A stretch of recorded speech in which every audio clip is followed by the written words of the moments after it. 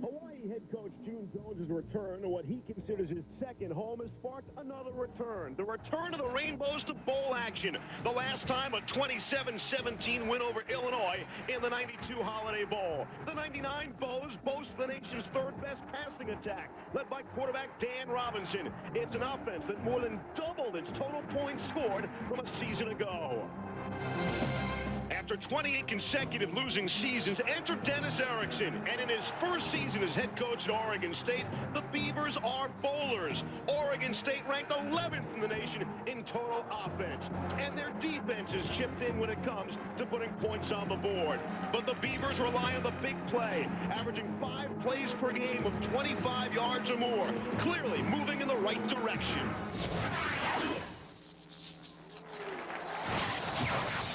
Tough to have a more perfect setting than paradise. 79 degrees as we get you set for the Jeep Oahu Bowl here in Hawaii. A near capacity crowd of some 50,000 fans are expected for Hawaii and Oregon State. Hi, everybody, and to you and yours a very Merry Christmas from all of us at the worldwide leader in sports. With Todd Christensen, I'm Steve Levy. It's kind of an odd bowl matchup. Think about Oregon State. They didn't have a winning season in 28 consecutive seasons, and last season, Hawaii didn't have a single victory, and yet here they are. The Rainbows do it through the air. You'll see it all game, and they're led by an outstanding passer. And Dan Robinson has really paid his dues. After an LDS church mission to China, he has gone through the losing program, as you mentioned, 0-12 last year. Now he is united with June Jones in the run and shoot, and look at the numbers that he has put up. He has been outstanding, truly the trigger man for the Rainbows this season. Robinson broke 30 different school records this season alone. Speaking of record-setting and offense, Oregon State, they scored 330 points this season. That's the most in school history, but they got a lot of production out of the ground game. 5'7", 175, what's the big deal? Well, I'll tell you what the big deal is. Kenny Simonton is putting up some serious numbers. You see those numbers at the top? That's a record that Charles White had a number of years ago. He is already the all-time leading scorer for the Beavers with 30 touchdowns. He is a tremendous package of energy. He leads the offense for the Beavers. This will not be the first matchup in a ball game between these two, but it's the most recent. The last time, the 49 Pineapple Bowl. We'll have the 99 Jeep Oahu Bowl next. ESPN's exclusive presentation of the 1999 Jeep Oahu Bowl is brought to you by Wendy's Classic Hamburgers. It's Hamburger Bliss. By Russell Athletic, made for the long run. And by Philips, light bulbs that last.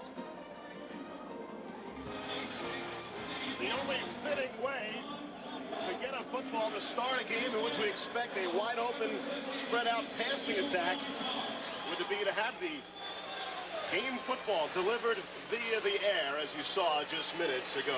That's great, isn't it? And let's go down to clearly the favorite among the 3 members of our broadcast team here in Hawaii, Hawaii's favorite son. That's Larry Beal. Hey, thank you, Steve. Merry Christmas, or as we say in the islands, Mele Kalikimaka. In Dennis Erickson and June Jones, we have 2 men who at this time last year were coaching in the NFL. They're here now trying to resurrect struggling programs. They have something else in common. Greg McMacken, he was an assistant coach under Erickson at Miami and in Seattle. He's in his first season as Hawaii's defensive coordinator, but this is his last game with the Rainbows. He's going to take over the defense at Texas Tech, and it's going to be an emotional day for him. It is going to be emotional, and you know, I'm coaching against a great friend, with a great friend. My last game, it's going to be emotional. I tell you, as we finished up the interview, any more questions and the whole room full of people would have needed Kleenex. He may be crying also today if the Rainbows cannot figure out a way to stop Ken Simonton. Guys? How about Larry flashing the local knowledge with the language? Oh, yeah, he's the best, man. We'll go to him for all the pronunciations. You see the coin toss going on at the 50-yard line. What is your call? In a rather odd twist, Hawaii is actually the visiting team officially. They will occupy the visiting sideline, but in a gesture of goodwill, Oregon State allows Hawaii to wear their home green uniforms. But again, they will be on the visiting sideline today. Let me explain something with regards to the goodwill. You want to have the white shirts because it's so warm. Dennis Erickson, of course, 2 national championships with Miami, has done a tremendous job here in Corvallis. As you pointed out, all the things that have occurred over the you know, past years, 3 decades worth. Now they've got a winner in town, as they say, and I think that they're going to do a great job up in Corvallis. On the other side, of course, June Jones turned down the San Diego Charger job to be in Hawaii. A lot of people thought he was crazy, but look what he has done. And ironically enough, Steve, something that you had pointed out to me, Mike Riley, who is the coach that Dennis Erickson replaced at Oregon State, is now the head coach in San Diego, the job that June Jones turned down. There's some symmetry to that. And Greg McMacken, Larry mentioned the defensive coordinator. We'll see 2 defenses that probably will look somewhat similar. Well, the thing is that Greg McMacken is concerned about the fact that Dennis Erickson knows him so well. But as we chatted with Dennis yesterday, he said, well, the reverse is true. He's going to come up with some different things. So it'll be an interesting chess match between those 2. Oregon State, they come in 7-4. The last time they had 7 victories in a season, you got to go back to 1966. They were 4-4 in their Pac-10 schedule. And Steve, that last loss there at the bottom, the loss to Oregon, is the one that really sticks in their craw. They were excited about the bowl game for that reason, that they really wanted redemption. Nobody wants to lose to their rivals the way the Beavers did to the Ducks. Hawaii, they come in with an 8-4 record. They go 5-2 in the WAC. And as you see that opener, look at that opener. You take out 62-7 in that loss, and then actually quite a season for the Rainbow Warriors. Shows the resilience of the young people on that team, Steve. It would be easy after going 0-12, losing your opener 62-7, and saying, here we go again. But to their credit, they bounced back. Just a tremendous season for the youngsters here in Honolulu. And we are just about set. After the football game that was played earlier here today, seen over on ABC, Wake Forest smoking Arizona State, some strong defense. We are set for the nightcap, if you will. 3:30 p.m. local time. Ryan Seska is set to kick it away for Oregon State. Ricky Lumford and Flex Armstrong deep for Hawaii. And we are underway. The 1999 Jeep Oahu Bowl. Ricky Lumford from his 5 out to the 20. And he is spun around at the 26-yard line, and Hawaii will take over from there. The Hawaii offense, alone back behind Dan Robinson, is Apatia Thompson. He'll start, but Avion Weaver will likely see action in the second half. The wide receivers for them, Dwight Carter is Robinson's favorite target. They tied a school record with 9 touchdown hookups together. And Todd, an offensive line that as a unit has started every game this season. And Adrian Clem has been outstanding, helping to keep Dan Robinson upright, their best offensive lineman at left tackle. Here we go on 1st and 10 out of the shotgun, as they will be for most of this football game. From the 27 they call it. They send the man in motion, Craig Stutzman, and Robinson to pass. And he is able to complete it to his favorite target, Dwight Carter. A good pickup on 1st down. Pickup of 9 will leave him 2nd and 1. The Oregon State defense will look something like this. Up front, their number 1 guy is number 1, DeLawrence Grant, their pressure player. He puts pressure on the quarterback. The backers, Darnell Robinson is second only to Grant in tackles for losses and sacks. And the defensive backs, and they figured to have a busy day with the way Hawaii throws. Dennis Weathersby, the team leader in passes, broken up. DeLawrence Grant has to get to the quarterback today. Robinson cannot have the kind of time he has had in November in particular. The offensive line has been outstanding. That's the man that's got to sack Robinson. 2nd and 1 now.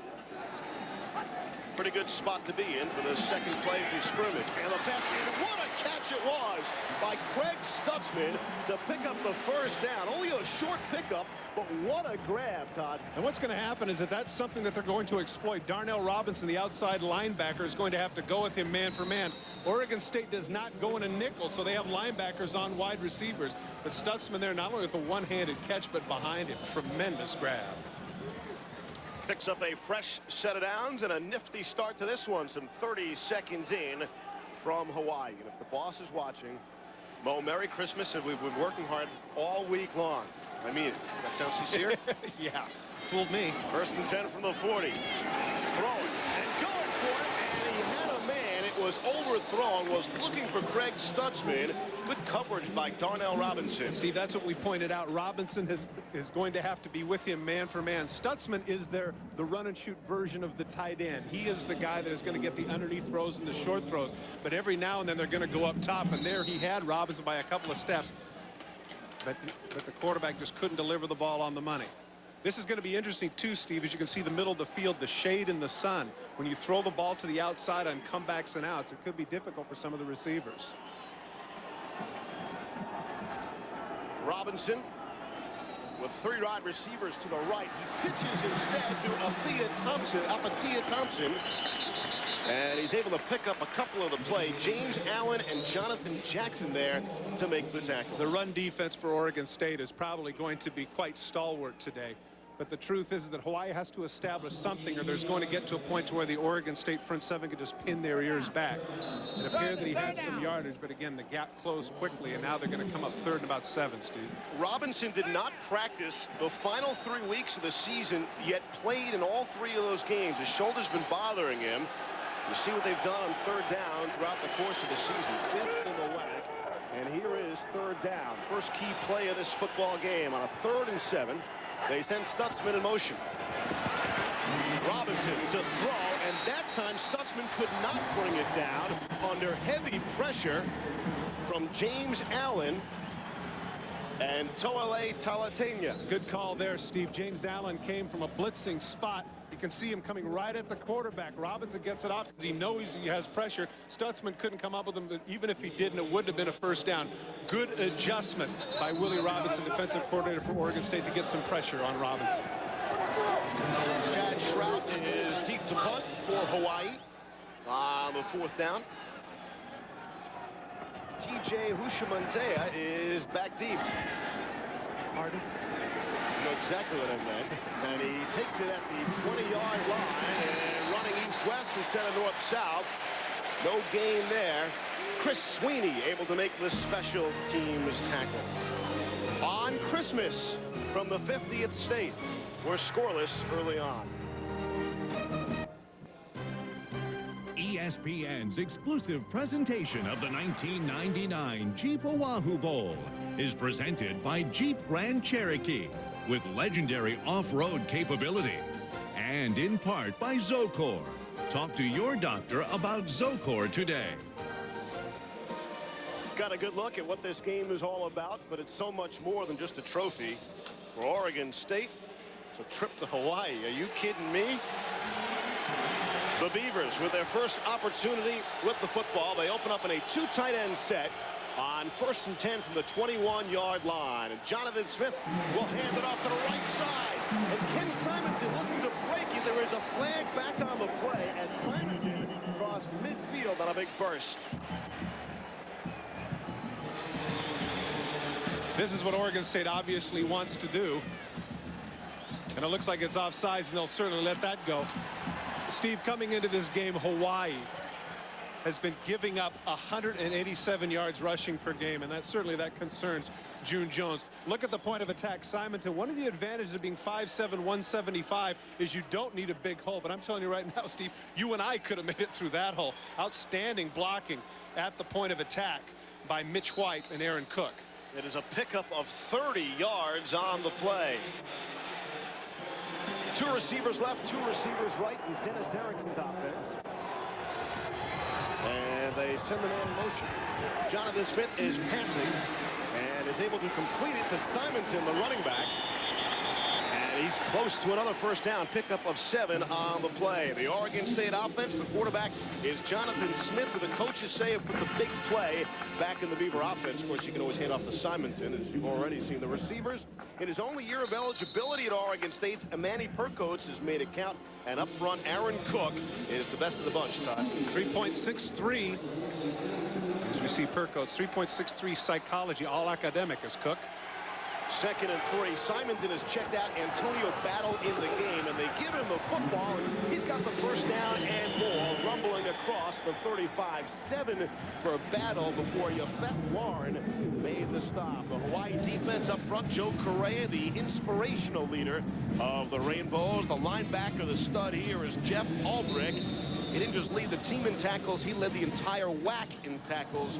And the DBs, you could say Quincy Leger has a nose for the football. 7 interceptions, 3 of which he returned for touchdowns. Steve Ulbrich, the man you're looking at right there, 169 tackles. Unbelievable. And they'll keep it on the ground. Back to Antonio Battle. Pickup of one in Tony Tuioti, able to make the stop from his right tackle position. See, there's a phrase that party goers have. It's called, it's been a long time between drinks. Well, in Oregon State's case, it's been a downright drought. 34 years since the last time that they played in a bowl game. And of course, as you pointed out, 28 losing seasons. You know, Dennis Erickson rather, comes in here and he's anointed the savior, but give Mike Riley credit. Remember, they were 5-6 last year. They were pointed in the right direction. Erickson keeps talking about the smiles on the faces of his players and really the fans. The draw play to Simonton, nothing doing there as Jeff Ulbrich is there to make the big stop in the middle. Ulbrich does a great job of shooting the gap and getting there before the play can get started. They had it set up on the inside, but number 44 Ulbrich, you're going to get a chance to see from the left of your screen, shoots the gap, anticipates the handoff. So many times you see what happens is that the linebacker is not quick enough. He's able to come in and hit the quarterback instead of the runner. Great anticipation on the part of Ulbrich to force Oregon State to come up with their first 3rd and long of the game. You see the numbers on Ulbrich. 9 times this season he led the team in tackles, and he's well on his way here today. 3rd and 10 now upcoming, and the crowd really getting into it, and they force Oregon State to use their first timeout. Oregon State. And that'll allow us to step out. We're scoreless early on in the first quarter. Oregon State on the move on Christmas Day in Hawaii. Postseason powerhouses. Who will be the last man standing?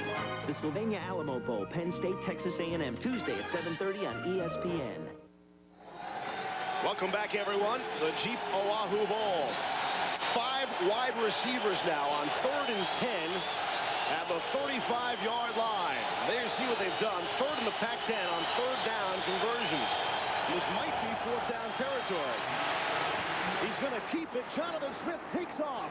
And he rumbles down to the 24-yard line and very close. If they give him the 24, it's a 1st down. And they say yes. 1st down. The quarterback, Smith, gets it. Here's what happens with the 5 wide receivers. Now take a look at the middle. When you have to go man for man with the 5 wide receivers, you leave the middle open. Smith is able to take advantage of that. And interestingly enough, Steve, you watch the hesitation. I would have thought he was going to take off sooner. But at 5'10", 186 pounds, the point that they told us is that he's only like a 5'5" guy in the 40. He's not really a running quarterback, even though he's 5'10". That time he was. Sorry, Todd. They said they want to move him around because of his lack of size. But I don't think they move him around like that. He's complaining about the play clock, and the official will fix it. He'll give it the raise the roof sign and get it back to 25. There are zeros on the play clock right now, as you see. 9:57 to play in this scoreless first quarter. This is the first possession for Oregon State. You can see Dennis Erickson right on top of it there. Hawaii takes a timeout on defense. We'll be right back. Century's 50 greatest athletes countdown has reached the top 2. Who's number 1? Find out tomorrow at 5 on ABC. Presented by General Motors. It's ESPN's Sunday Night Football season finale. Stephen Davis and the Skins battle Terrell Owens and the Niners. Redskins 49ers Sunday at 8:15 on ESPN. Sounds like a real brouhaha. This the 2nd annual Jeep Oahu Bowl. Last year in this football game, Air Force took out Washington with plenty of points, 45-25, and we expect to see by the end of this game lots of points on the board. 1st and 10, 2 tight ends set for Oregon State now. Jonathan Smith to throw under heavy pressure. They set the screen up nice to Ken Simonton, able to get around the end, cuts in, and he's well past 1st down territory and down to the 12 after a pickup of 13. The thing about Simonton is that he makes the one guy miss, and of course the guy he makes miss is the all-world Ulbrich. Here comes the blitz. They have him out in space. Ulbrich has to make this tackle. Look at the little skip step. He is gone. Ulbrich has no chance. Simonton comes upfield, does a great job of making people miss. We said at the top, 5'7", 175. Steve, height means nothing. It's about playing the game, and this young man certainly can. You see the numbers catching the football out of the backfield. Much more than just a runner. 2 receivers out to the left. They'll pitch it that way to Simonton, and he is down to the 5-yard line after a pickup of 7. Shonday Tucker made the tackle. The other thing that impresses me about Simonton, what tremendous vision. You can see there comes with a blitz, and for all intents and purposes, he should have got walked. Watch the quick cut back to the inside. Gets the block, by White, able to cut back on the inside and get the yardage. Otherwise, he's dropped for a loss. That's something you just can't teach, Steve. Great runners have that kind of vision. Simonton led the nation in rushing after the second week of the season, after the third week. The first Oregon State player to ever lead the country in rushing at any time. And he's looking to add to some of those numbers, and he is, looks like just shy of the goal line. They gang tackled him with Yafet Warren and Matt Paul. Now, Steve, he's going to get the first down, but the thing here that is impressive, again, we keep dwelling on his size, or at least I'm doing that. I need to give it a rest. Whatever he is, 175, 185, 190, he moved the pile. You see that? He got collided with three guys, and you're thinking, well, he's going to get stuffed. He moves back. Instead, he moves the pile inside the 1-yard line. And take a look at the thighs on that young man, that lower body. You saw Simonton, much shorter than the quarterback, who we pointed out is not tall either at 5'10", Jonathan Smith. And flags on the play. Looked like they were going to give it to Simonton. Simonton rushing so far is averaging nearly 10 yards per carry and 10 yards per reception so far. The thing that was impressive about that shot, you pointed out their height. Again, at the collegiate level, I don't think it's as consequential. Certainly not consequential at all for a runner. Take a look at the legs of Simonton. You're looking at thighs that are somewhere between 28 and 30 inches. I didn't ask him, but I'm guessing this is a 550 to 600-pound squad guy. I mean, that's somebody that spent some time in the weight room. He's absolutely fearless. Does everything they ask him. Catch the ball out of the backfield, run between the tackles, run wide. He's terrific. Prior to the snap, encroachment by contact. Defense, half the distance to the goal. Still, first down. Well, you can see the movement on the interior. Fuga just a little bit anxious to try and make a play. The result is that Oregon State will get yet another 6 inches. Simonton comes in as a sophomore, already the career scoring leader for Oregon State with 2 tight ends. He might just look to make it a little tougher for the next guy to catch him. He does. Ken Simonton is in for the first touchdown of the football game, and he gives Oregon State a 6-0 lead. Man, that looked easy, Todd. 80-yard drive, and the white shirts pushed a bunch of green shirts into the back of the end zone. The offensive line for Oregon State really established themselves on that particular drive. Great at the point of attack once again by the right side. Mitch White, Martin Maurer, Aaron Cook, and Chris Gibson at center. Ryan Seska on to attempt the extra point. And Seska has it. And it gives Oregon State a 7-0 lead. But usually at the goal line, you've got a situation where you got some people making some penetration. Instead, look as Simonton goes into the end zone. Look at the number of green shirts that are backwards. See, Olbrook makes contact, but that's about 3 or 4 yards downfield. That offensive line for Oregon State, tremendous in this drive. 18 touchdowns for Simonton. Tonight, folks, ESPN's bowl coverage continues on Tuesday with the Sylvania Alamo Bowl, featuring a matchup between Coach Joe Paterno's Penn State Nittany Lions and the Aggies of Texas A&M. This game marked the 30th time in 34 seasons that Jopa has led Penn State to a bowl game. Coverage starts with bowl game night at 7 p.m. Eastern. That's Penn State, Texas A&M in the Sylvania Alamo Bowl. ESPN.com, part of the Go Network, go.com. Do you remember that Back to the Future episode where they did that thing way in the future, like 2019, and the winner of the World Series, the Chicago Cubs, and everybody was laughing? Right. I thought they should have had a tag to that. And winner of the Orange Bowl, Penn State, coached by Joe Paterno. I mean, Joe Pa's been there half a century. That's amazing. Seska, after connecting on the extra point, will kick it off. Oregon State out to the 7-0 lead. Ricky Lumford and Flex Armstrong again back deep. That's Flex right there. Another guy goes 5'7", 165 pounds, and the ball blown off the tee, and will set it up again. That Oregon State scoring drive, Ken Simonton accounted for 59 of the 79 yards rushing and receiving on that scoring drive. 5 carries for 40 yards, 2 catches for 19 yards. And I don't mean bad in the bad good. Yeah, in the hood colloquialism. I mean, that's a bad. Well, good for fishing. So you mean the bad look then? Yeah, that's what I mean. Seska will kick it off with some assistance to prevent the wind from blowing the ball off again. And it is Flex Armstrong. Thought about it for a second and elects to take a knee, and Hawaii, the Rainbows, will operate 1st and 10 from the 20. The scoring drive for Oregon State looks a lot like this. Well, there's Battle gives Simonton a break. Smith on 3rd and 10 is able to break up field and get the first down. And then, of course, sweet feet right there by Simonton. He makes Ulbrich miss, gets inside the 10-yard line. The offensive line really did the rest. Simonton goes left, gets down to the 5, just burrows over easily for the touchdown. Hawaii really needs to do something here at the point of attack, and I think the onus is going to be on Greg McMacken in terms of defensively to do some different things. Stevie's going to have to take some chances of putting 8 or 9 in the box and make the young quarterback beat him up top. They will start with poor field position from the 10-yard line on 1st and 10. Avion Weaver is in the game. Afatia Thompson started at running back, the lone setback. Steve, I talked over a push in the back. That's the reason why they're back at the 10-yard line. We'll let you slide on that one, Todd.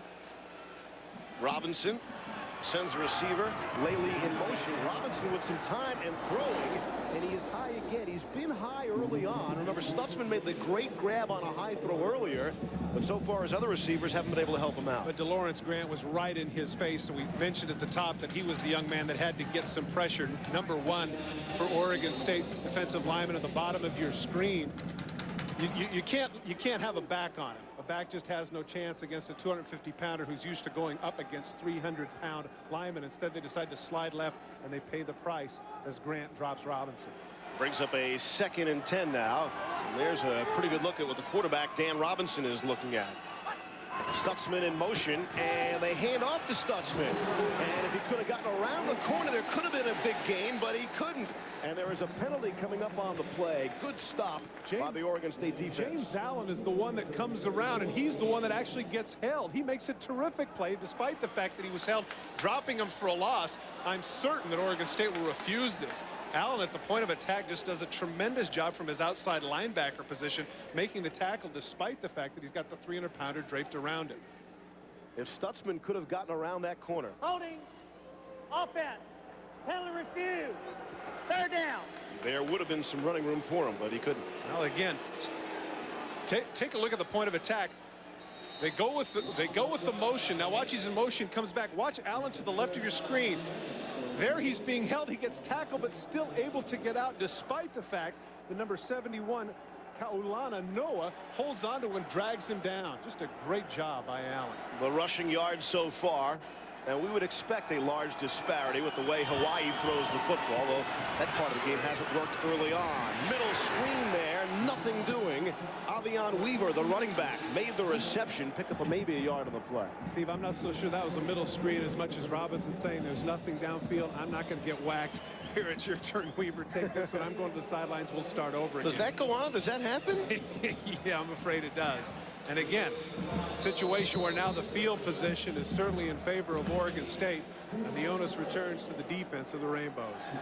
Chad Schrout to punt it away. TJ Hushmanzada is standing not all that deep, just over his side of the 50-yard line. Schrout from his own end zone off the high snap is able to clear it away. It's a low kick. Hushmanzada can't handle the football. Let's see. Loose ball. I think he got it back, Steve. It appeared for just a second that Sean Butts was able to get the ball because Hushmanzada bobbled it. Hawaii says they have it, but the officials are pointing in the direction of Oregon State. The official quickly jumped on it, and you could see sprinted over and said Oregon State right away. And it appears that it was Hushmanzada that comes up with the recovery. Low kick. He's trying to hustle over and make the catch. The wind blows it just a little bit, goes through his hands. You can see Butts has a great opportunity, but give Hushmanzada credit. He hustles over, and really the man that does come up with the ball, I'm not sorry, Steve, it was Ricky Walker who gets between the legs of Hushmanzada to come up with it. And so Oregon State takes over in tremendous field position now. 1st and 10 from their own 44-yard line. 3 receivers to the left. The give is to Simonton, and he won't get back to midfield. Good tackle on the play. Nate Jackson was there. Here's Larry Beal. You know, talking about Ken Simonton, this is a guy coming to Hawaii, said he was afraid of the ocean. Well, they got him to go out there, swim around with the fishes. He actually was neck and neck with a sea turtle, and so far he's swimming his way through the Rainbow defense in the first half. What a story Simonton is, Larry. The top sophomore season in the Pac-10 ever by a running back. had 38 more yards than Charles White had back in '77 for USC. This is a 2nd down and 5. And they'll give it to the workhorse Simonton. He'll try the right side. He's got the 1st down and more. He's across the 40 and brought down at the 38-yard line by Sean Day Tucker. It's not as if Oregon State is doing anything tricky. They're just going at the point of attack. And once again, Aaron Cook is able to dominate his man at the line of scrimmage, get some push, and Simonton's not getting touched until he's a good 5-6 yards downfield. Watch the right guard, number 50. Look at him push his man off. Simonton bounces to the outside. He gets the double team. And look at that. It's just clear sailing. This is the kind of game as a running back you dream of when you know your offensive line is going as well as they are. Already with 58 yards here, Steve, about the middle of the 1st quarter. And you mentioned the offensive line. They see that as the strength of this Oregon State offense. And here's Jonathan Smith stepping up and throwing, and it's nearly intercepted.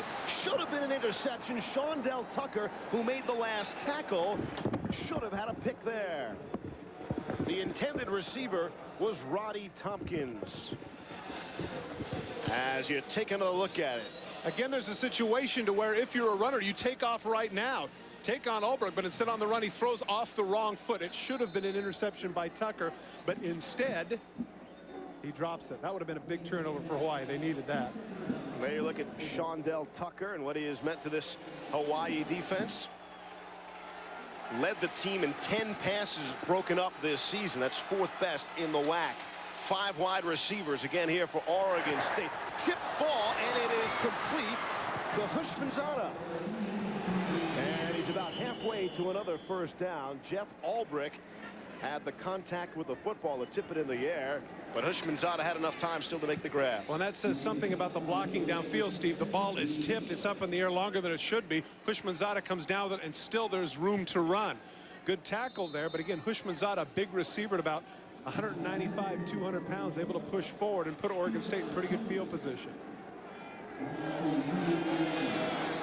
3rd down conversion, so far so good for Oregon State. On a 3rd down and 3, battle is in the game. This is the 15th offensive play for Oregon State. That's what they start with on their script. 15 offensive plays, a completed pass, but there is a flag on the play. Martin Maurer, the tight end, able to make the reception, but again, a flag thrown before the completion. Definitely in the holding area, Steve. I think they're going to push Oregon State back.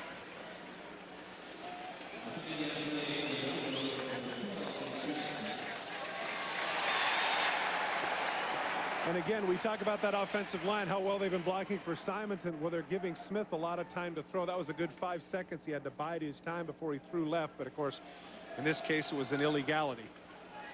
Holding. Offense. 10 yards. Line of scrimmage. Still 3rd down.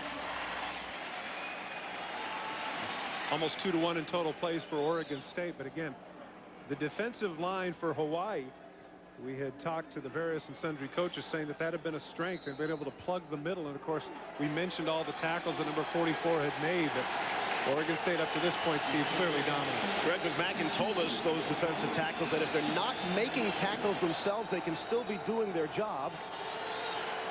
Those stats don't show up. Heavy pressure. Smith able to duck under it and get away from another man. But he won't get away from a 3rd man. He is taken down by Doug Sims. Steve, that's a 357-pound man who with the left hand was able to spike Smith. Great coverage downfield. It may have been a coverage sack, but again, they came with the blitz. Smith able to avoid the first 2. Here he's able to duck underneath Lejay, cuts to the right, shakes outside of Korea, and now here comes Sims, the 357-pounder, able to spike the quarterback, and he's pretty excited. He's got a little rhythm, and he's excited enough to get the Bows hopefully back into this thing. Pretty good stop by that Hawaii defense. Loss of 6 on the play, brings up a 4th down and 20. Justin Colbert is back deep for Hawaii. And with 2 players back deep, Ricky Lumford took the football. Nearly some dangerous miscommunication, but Hawaii has the football, and they will take over on 1st and 10 from their own 13. Next Tuesday on ESPN2, it's a National Hockey Night doubleheader. At 7 o'clock Eastern, the Detroit Red Wings travel to Buffalo to take on high-scoring Miroslav Shatan of the Sabres. And then at 10, The Rangers will travel to Phoenix to take on Jeremy Roenick, the 4th leading scorer in the NHL. And the Coyotes, the last NHL doubleheader of the millennium on ESPN2's National Hockey Night. 1st and 10 from the 14 now. Robinson's been out of the shotgun for every single offensive play so far. This time they run out of the shotgun to Weaver, who loses the football. And Oregon State has it. Terrence Carroll, the free safety, not only makes the hit, but it appears that he comes up with the ball as well. Great tackle, and interestingly enough, that is a safety that defensive coordinator Willie Robinson praised highly. 66 tackles and 3 interceptions coming into this. It appeared that they had something going at the point of attack. Great job by the offensive line, but watch from the right of your screen, number 44 with a textbook tackle. Plants the helmet between the 2 and the 0, hand right on the ball, and he's able to recover it as well. Great play by Carroll. Turnovers have been a problem for Hawaii. A problem? All right, I guess you could say the worst in the nation. Now they are. 35 coming in. That was number 36. And after a big stop by the Rainbow defense, their offense coughs up the football. And Oregon State's offense will go back to work with Antonio Battle, giving Ken Simonton a bit of a breather. Steve, you're exactly right. When your defense has been pushed around, down they come out, get a stop. You have some momentum going, good-looking running play. But again, I'm not sure that you can necessarily blame the runner there. But Carroll, number 44, just made a terrific play for the Beavers. Simonton checks back in the football game.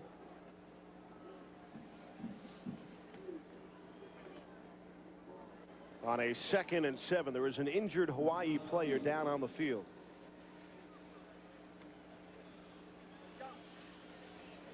Like be D, looks like D. Miller, the strong safety.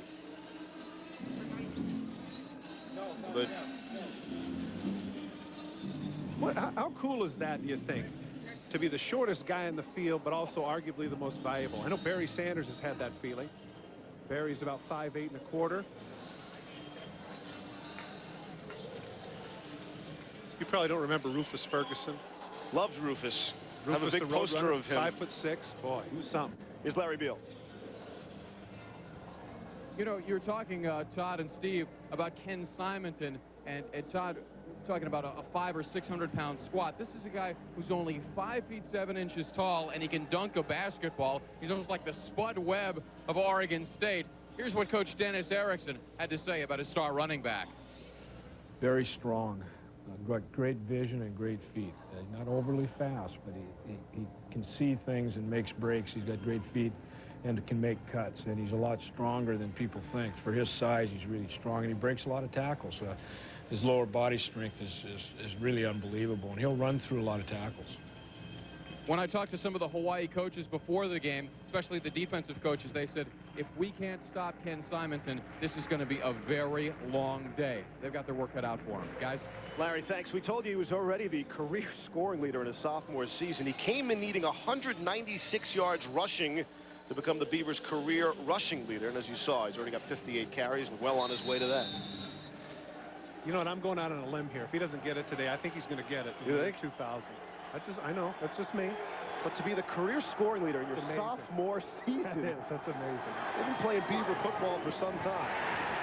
Sack. Ulbrich, the star of the defense, gets to the quarterback, Jonathan Smith. Ulbrich and Quincy LeJay come on the blitz. This is what they have to do, is take some chances. They were set for reverse, and give Jonathan Smith credit, because he was just about to hand that ball off, and at the last minute he pulls it back. Here they come on what's known as the Bullets blitz. They shoot the gap. There it is. Just at the last minute, he's set to hand the ball off to Robert Prescott on the reverse, but he has the sense and wherewithal to pull the thing back in. Already Ulbrich with 4 tackles, a sack, and a block pass. Ulrich came in with 8 sacks this season, 15 tackles for losses, both 3rd best in the WAC. After the sack, brings up a 3rd and 14. Here's Smith, trying to step up, and he'll go down again. This time it's Mike Iosua with the sack. Well, again, let's give a lot of credit here to the defense of Hawaii, rising to the occasion. The last time the offense punts from the 10, Oregon State has great field position. They stop them then. The offense has a turnover, and this time Iosua is able to beat his man at the line of scrimmage. It appeared that Chris Gibson, the center, was looking the other way. He is starting his first game in quite a while at center. It appeared that he had him, but he wasn't able to stay with him. This will be a 42-yard field goal attempt from Ryan Seska. And no good. No good. The 2 sacks really hurt Oregon State after the turnover. And they're unable to put any points on the board. And Steve, this crowd is just waiting for a reason to get into this, and now they have it. The defense with 2 great stops back-to-back. Now decent field position for the offense of Hawaii. This is the opportunity now for Dan Robinson to get something going. Whatever adjustments McMacken made in terms of taking some chances, as we pointed out, Steve, 8, 9 men in the box, blitzing from a lot of different angles. It worked in those last 2 series. Might want to circle that. Oregon State took over 1st and 10 at the 15, and they're unable to manage any points out of that. 2 good stands by the Hawaii defense in a row. And now we'll see what their offense can do for them. Maybe keep them off the field for a few minutes.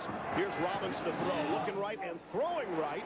And a good grab there by Ashley Lele, who stepped in front of the defender, Keith Hayward-Johnson, and really had a shot at a pick. I thought that Hayward-Johnson did, but that shows the accuracy of Robinson.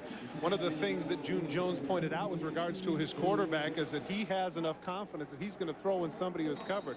Well, in this case, Lele certainly is covered, but he gets his 180-pound, 6'3" body in front of Hayward-Johnson to come up with a grab. Robinson, the quarterback, the native of American Fork, Utah. Did I get that right? Yeah. Yes, indeed.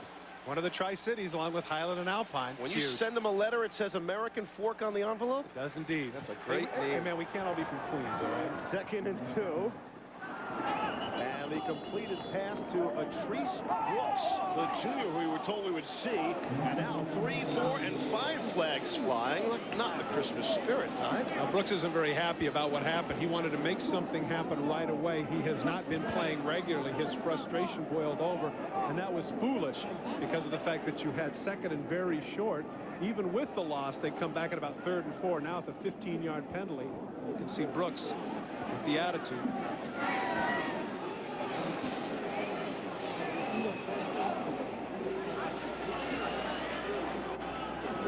We have a personal foul after the play was ruled dead. The offensive player kicking the defensive player. By rule, that player has been ejected. Well, June Jones had talked about the skill of Brooks, and he felt like he was really going to be a player for them in the future. But on this particular play, foolish thing to do. Okay, right now he's down. There's the collision at the point of attack. Now, why get angry? You got to let it go right there. There's the kick right in front of all the officials. And, of course, it certainly doesn't hurt Grant because he kicked him in the shoulder pad. And to get kicked out of the game this early, that's very foolish. Brooks had been hampered by a hand injury for a good portion of the season. Actually caught the longest pass play of the season for Hawaii, an 80-yard bomb from Dan Robinson. But forget about it. Won't have the speed for the rest of the game as he is kicked out of this one. And in addition, because it was after the fact, Steve, it's 3rd down now as opposed to 2nd. That could really hurt the Rainbows after those 2 great defensive stands. 3rd and 20. Here comes the pressure, and Robinson's able to get it off and complete it, but well shy of the 1st down. Stutzman went up to make the grab in front of Terrence Carroll. Once again, a lot of pressure on the part of Robinson. He points downfield and says, nice job, but really that was just to get some yardage back, to get some field position. And so now the 2 great, you don't say that those 2 great stands were wasted. They weren't, because those certainly could have been points for the Beavers. But the loss of composure by Brooks on what would have been a very makeable 3rd and about 4, very costly for the Rainbows this series. And they will not get the punt off. Chad Schrout will have to punt it away from the other end of the football field. First quarter is complete from Hawaii in the Jeep Oahu Bowl. And Oregon State has the lead, 7-0. It's been the Kenny Simonton show, clearly. Going left, going right. He's going to have about 60 yards rushing up to this point in the lone touchdown. He is as good as advertised. Christmas Day turning into late Christmas afternoon here in Hawaii. It is paradise, beautiful as advertised. Hawaii, again, officially the visiting team here on their home field. TJ Hushmanzada is deep to receive at his own 32. Chad Schrout set to punt it away from his own 11. He gets it off. A low spiraling kick. Hushmanzada, who fumbled the last return, able to corral this one. There is a flag on the play as Hushmanzada brings it up to the 48. 3 different flags, Steve. One of them is going to be a block in the back, and I think Hawaii is certainly going to take that one at about the 35 and finally at least push Oregon State back a little bit in terms of field position.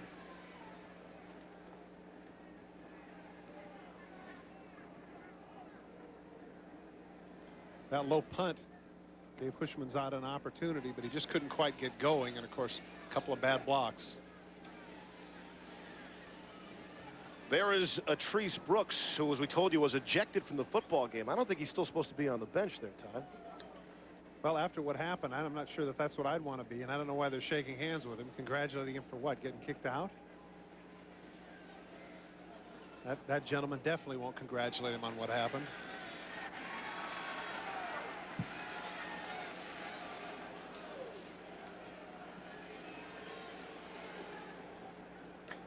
Interesting stat here, Steve, as we get the call.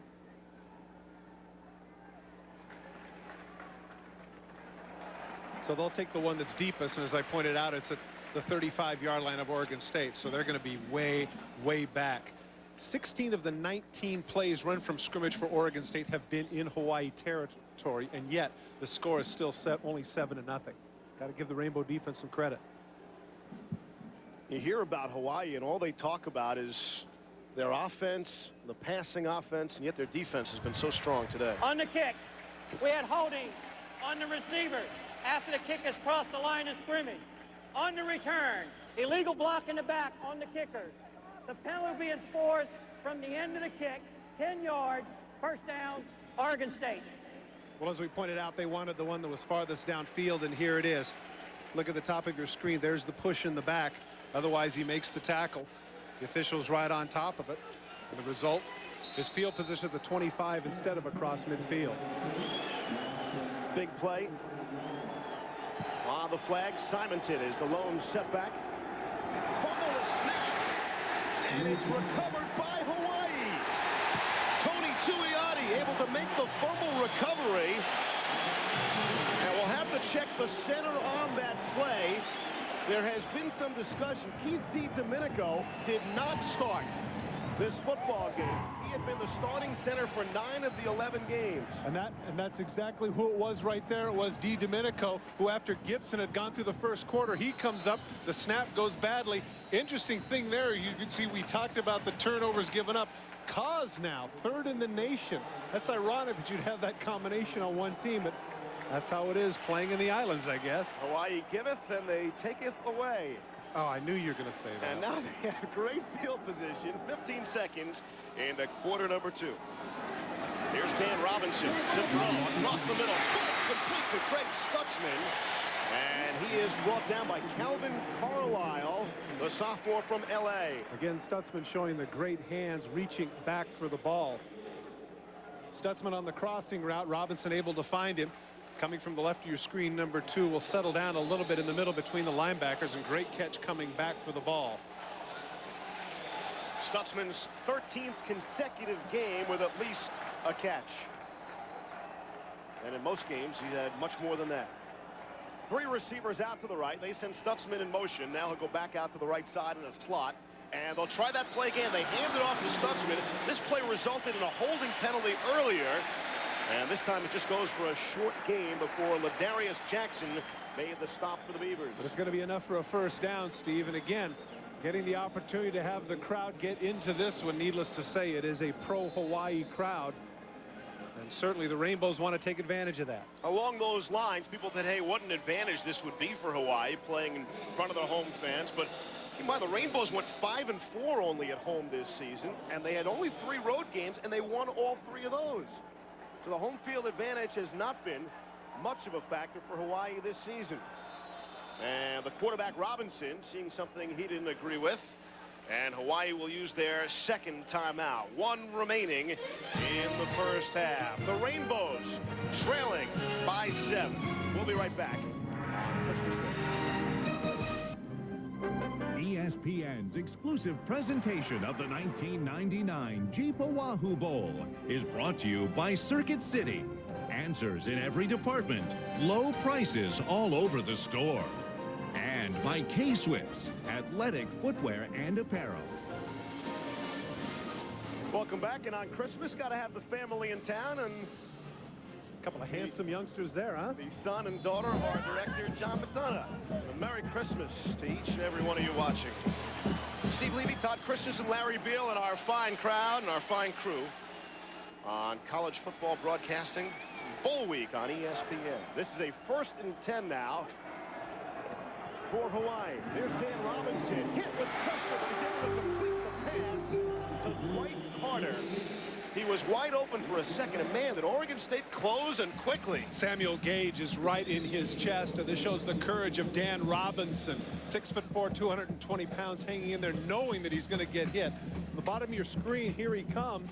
Look at right, he knows he's going to get hit, just gets absolutely pulverized. I'm sorry, it was Allen who hits him. He's able to hang in there, deliver the ball on the money, and get yardage, even though it appeared it could have been a sack. The numbers on Robinson so far, just fine. Thank you very much. On 2nd and 5 now from the 8. Weaver is the lone setback. Robinson to throw, and he threw it well behind his receiver. The intended target was Channon Harris. It appeared that Eric Manning at the line of scrimmage was able to get a piece of that. You can see Dan Robinson was a little bit frustrated because he felt like he had his man on the slant route. The numbers to this point, Todd, they all favor Oregon State. First downs, total yards, time of possession, et cetera, et cetera. And here is Hawaii statistically being blown out of the game, yet trailing only by 7, and yet they're at the 8-yard line. Lies, damn lies, and statistics, son. I'm 3rd and 5. 0 for 3, looking for a 3rd down conversion. And that pass well off the mark, well outside of the receiver, Dwight Carter. James Allen, the linebacker for Oregon State, has been playing a terrific game, making tackles, blitzing the quarterback. In that case, he's able to get out in the flat. They double team the wide receiver. What they had was what they call a fade stop. They try and make it look like he's running a fade, then he hits the brakes. Allen sprints out to the flat, forces Robinson to throw the ball away. Number 34 for Oregon State, having a tremendous game up to this point, Steve. Eric Channon will look to connect on the 26-yard field goal. He has struggled from long range. You saw the numbers, but he's able to make the 26-yarder. They started from the 24. Not a whole lot to show for it, but they do manage to get the points on the board. The Rainbows on the board. They still trail 7-3. The nation's longest winning streak and a whole lot of pride. The Motor City Bowl, Marshall BYU, Monday at 1:30 on ESPN. Welcome back. Hawaii is on the board. They trail 7-3. And I'll tell you what, the Beaver fans are making some noise here. They're clearly outnumbered by the Hawaii fans, but we were at the banquet the other night for the Jeep Oahu Bowl. And those Oregon State fans, they were loud. I'm telling you. And they had a good drummer, too. Yes, they did. The Oahu Bowl putting on a tremendous show here in Hawaii. And the only doubleheader bowl of its kind. And we at ESPN are very pleased to be a part of it. Robert Prescott is back deep along with Ricky Walker to receive the kickoff. 7-3 football game. We expected lots of points in this one, and we've yet to see it. Onside kick. Onside kick. Shroud did not kick it off for Hawaii. Jake Kukas, I think, is the strong safety who ultimately are still trying to find out whether or not he had the ball. Now, here's an interesting point. If for whatever reason Hawaii comes up with this ball, here's the big argument as to whether or not you're down. It appeared that he had the ball rolled over and then it came out. That would be the question. Is he really down?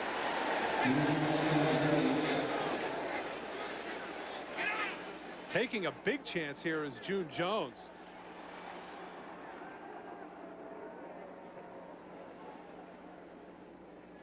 Kukas is the guy that comes up with the ball. But I'm telling you right now, it would appear, as we're sitting there discussing it, see what the flag is.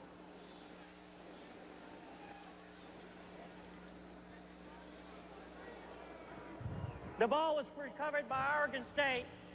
We have personal fouls against both teams. First down. Well, of course, everybody is standing still. They're not really knowing what's going on. Here's the fake kick, and right here at the last minute, he fools him, comes to the left is the kick by Huggins. They're right there. The ball is loose. They actually hit him on top of the ball. And it appears that it isn't Cookers that comes up with it, but instead number 52 for Oregon State, Greg Brown Davis, able to roll over his back and come up with the ball. A lot of courage on the part of June Jones and his staff to take a chance at this point, but that also shows a lot of confidence in their defense, Steve, which on the last two series has been able to come up with stops. It does give Oregon State, obviously, the great field position. They start on the Hawaii side of the football field. Jonathan Smith, screen pass to Kenny Simonton. And Simonton has crossed the 45 to the 43. Anthony Smith, a linebacker, makes the stop after the pickup of 6. Good job by Anthony Smith of weaving through the blockers. That was set up very well. And, of course, when you have the running back who's that short, he's able to hide behind the offensive lineman and set things up well. But Smith, undeterred, is able to weave his way through the phalanx of blockers and drop Simonton for a gain of only 7, a gain that should have been about 20. Smith, an interesting story. He moved from safety to linebacker during the spring. Last year, he led the team in tackles from the safety position. You'd think you wouldn't mess with your leader in tackles, but they move him around. More speed up front. To Simonton on the right side. He barrels ahead for another pickup, the first down. Pick up a 6 on the play. And they'll start from the 36-yard line. Quincy LeJay, the tackle. Steve, I have to question a little bit Tim Lopano and the Oregon State offensive staff as to what they were doing here. Remember that first series, they just pretty much ran it down their throats. And then they went with the reverse, tried some passes, rolled out, tried to get a little bit too cute. As you can see, Lopano right there. Excellent job with the offense this year at Oregon State, as you pointed out, set a record with 330 points scored. But until they stop Simonton, I say give him the ball. Off the play action. Play action should work with Simonton running the way he has. Smith will take off. The 30, the 25, and he is slammed down at the 20-yard line. Anthony Smith caught him from behind after the pickup of 17. Steve, when you've got a quarterback that runs the 40 in 5 flat, and a runner as good as Simonton, you'd say to yourself, how good does the offensive line have to be to give the time that they've been giving Smith? Well, take a look right here. Look at the time he's biding. That's his 3rd receiver he's looked at. Now, finally, he says, I have to take off. And, of course, because Hawaii is in man-for-man coverage, they have their backs turned. Again, making the tackle is Anthony Smith, but very late. Huge gain for the Beavers. Battle is in, but gives Simonton a breather, even though he was just a decoy on that last play. 2 receivers out to the left. And they will give it to Battle. Antonio Battle, I believe his 2nd carry of the game. Tony Tuioti able to make the stop. You mentioned Tim Lopano, the offensive coordinator. Oregon State actually has their defensive coordinator, Willie Robinson, up there as well. I thought Robinson made the great point. He said, when you have both coordinators in the booth, if you make a mistake on the field, there's no one to smooth it over for you. You got to go right to the boss and hear it from Dennis Erickson. That's a great point. Yeah, it is. It is. Psychologically, it is. Brings up a 2nd and 7 now. Ball spotted at the 16. 7-3 Oregon State. They're looking for more, and it's Battle again. He cuts outside, then back inside, and right into Jeff Albrecht. Are you as surprised as I am that Battle's getting the playing time that he is? Simonton had been so effective in the first quarter, and as you mentioned, it had only been 2 or 3 plays. Simonton is in position, Todd, after his sophomore season to rush for 1,000 yards in each of his 4 seasons. No Pac-10 running back has ever done that. Oregon State will spread it out, go to 5 wide receivers. Smith all by himself in the backfield for the Beavers. Looking to make the quick throw. Batted ball. It's tipped up and tipped out of bounds. Joe Correa, we're told the inspirational leader of this Hawaii defense, able to make the batted ball. And, of course, this is an issue, as offensive coordinator Tim Lopano pointed out. When your quarterback is 5'10", he has to find alleyways between the people. Right in the face of Correa. Actually, he didn't hit that with his hands. It ricocheted off his helmet. That's the major deterrent of having a quarterback that's 5'10", as Lopano pointed out to us. Field goal attempt for Ryan Seska. This from 31. He was no good from 42. Here he'll try it from 31 yards away. And he's missed that one as well. Seska is 0 for 2. And now 6 of 13 on the season, and it stays a 7-3 football game. You can see him throwing his arms up in the air a little bit frustrated. I think he was frustrated with the hold. Dennis Erickson is just plain frustrated as they came down the field. He thought he was going to get points out of that, but he didn't. Back in Hawaii, the Jeep Oahu Bowl on this very same field in this very same stadium on ABC earlier today. Wake Forest and Arizona State in the Jeep Aloha Bowl. Ben Sankey hit the coach's kid, Jimmy Caldwell, with a 56-yard score. Made it 13-3, and Morgan Kane opened things up, making it 23 early in the fourth quarter. Wake Forest a 23-3 winner over Arizona State. You and I had Wake Forest earlier in the year against Virginia, and if you'd have told me then that they'd be in a bowl game, I'd have told you were nuts. But give credit to Coach Caldwell and his staff. Great job, 1999, culminating in an Aloha Bowl victory. You make that point, same two teams we have here today. Really 3 of the 4 pleasant surprises to be in bowl action. Bet pass goes incomplete. Dan Robinson looking to hook up with Ashley Lele. Someone pointed out to me, he said, I wish I could remember who it was now, but he said, you know what, if in August you had gone to Vegas, taken out your 100K and said, look, here's what I think. Oregon State and Hawaii are going to be in bowl games. Yeah, right. I'll give you Buster Douglas odds on that one, huh? And here they are. That's just great. Look at Robinson's numbers. Hawaii's last bowl game, the Holiday Bowl in '92. Oregon State's last bowl season was 1964. They lost to Michigan 34-7 in the Rose Bowl. This is only the Beavers' 6th bowl game ever. They've traveled lots of folks from Corvallis.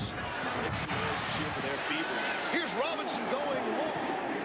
And we get a flag on the play right before I was going to say excellent coverage, as the intended receiver was Dwight Carter. Dennis Weatherby was there with him step for step. Dennis Weatherby is one of the best, if not the best, cover corners in the Pac-10.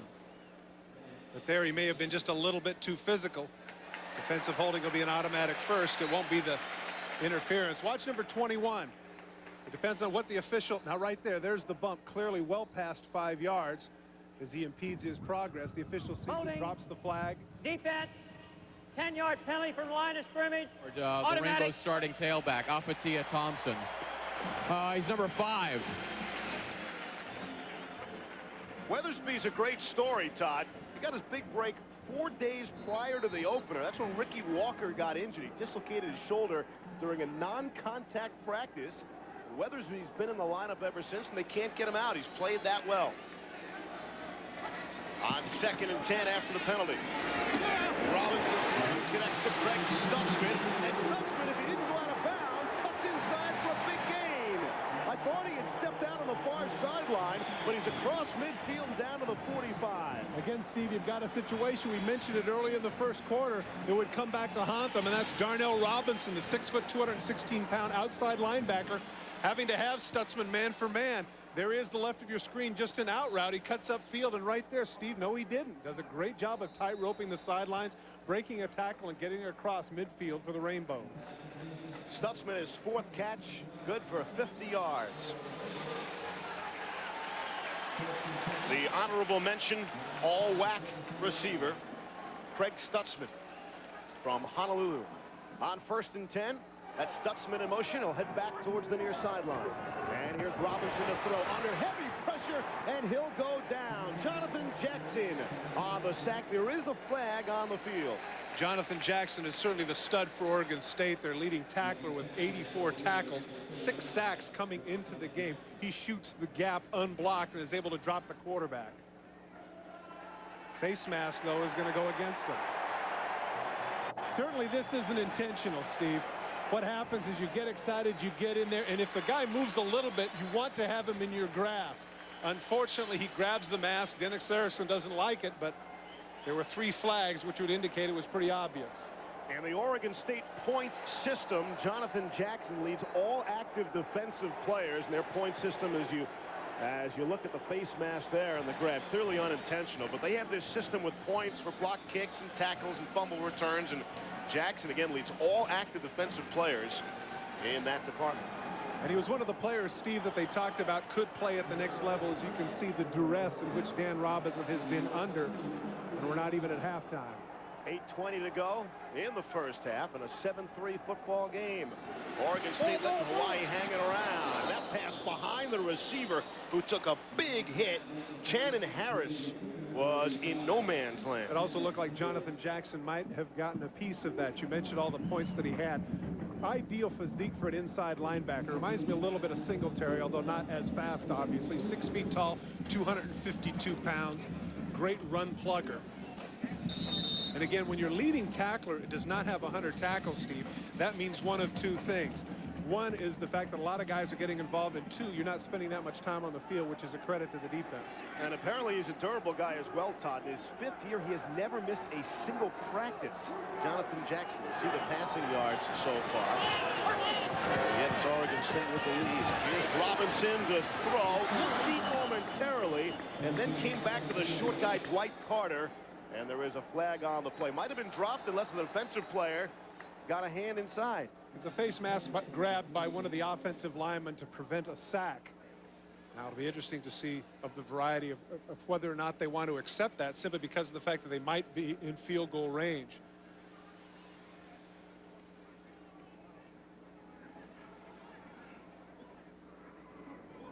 I don't know.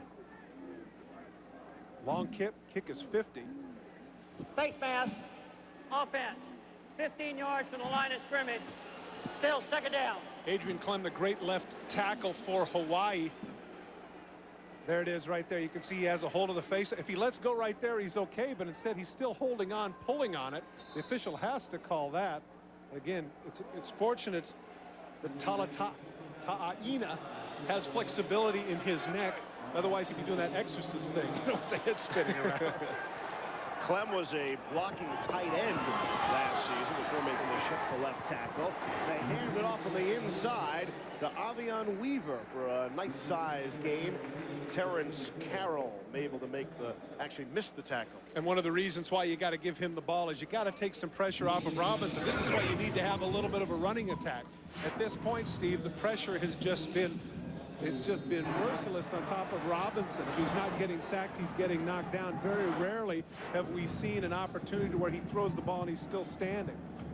Again, you got to give a lot of credit to the Oregon State defense, prepared for all the variety of things that this Hawaii offense does under the very creative June Jones. When we pointed out, he didn't come in exactly healthy. His shoulder's been bothering him probably the last 6-7 weeks, and he's still not 100%. Hawaii 0 for 4 on 3rd down situations.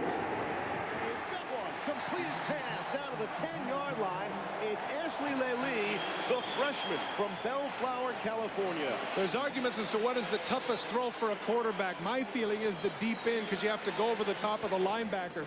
Well, not only is it a tough throw, but that's where you really need some pass protection. And this time, that's what Robinson gets. He's able to stand in the pocket, buy his time, look left, look right, put the ball right on the money. Lely comes up and makes the catch. But that's a great job of pass protection by the Rainbows on that particular play, Steve. On 1st and 10 now after the pickup of 24. Here's Robinson looking in the end zone. Had a man wide open and too high for Stutzman, who only goes 5'10". It seems like just about every pass in Stutzman's direction has been high. And the frustration by Robinson tells it all. He bounces around. He had what he wanted. He has Stutzman on the slant. Take a look at the throw. He's got him wide open, overthrows it, and of course Robinson's reaction, no, no, no! He got the coverage he wanted. He had the route he wanted. He just threw it a little bit high. Robinson this season became Hawaii's all-time leading passer. 2nd team all-WAC this season. On 2nd and 10 now, on the 11-yard line. Out of the shotgun, they hand it off to Weaver again. Not much there. Bring up a 3rd down. And Steve, this is where Oregon State was very tough last time. Coming into this game, Steve, the Oregon State defense has allowed only 8 touchdown passes all season. That is 3rd in the nation. And of course, under one of those lines about something's got to give, at least at this point, the Oregon State defense has not. They have defense in the red zone against Hawaii very well.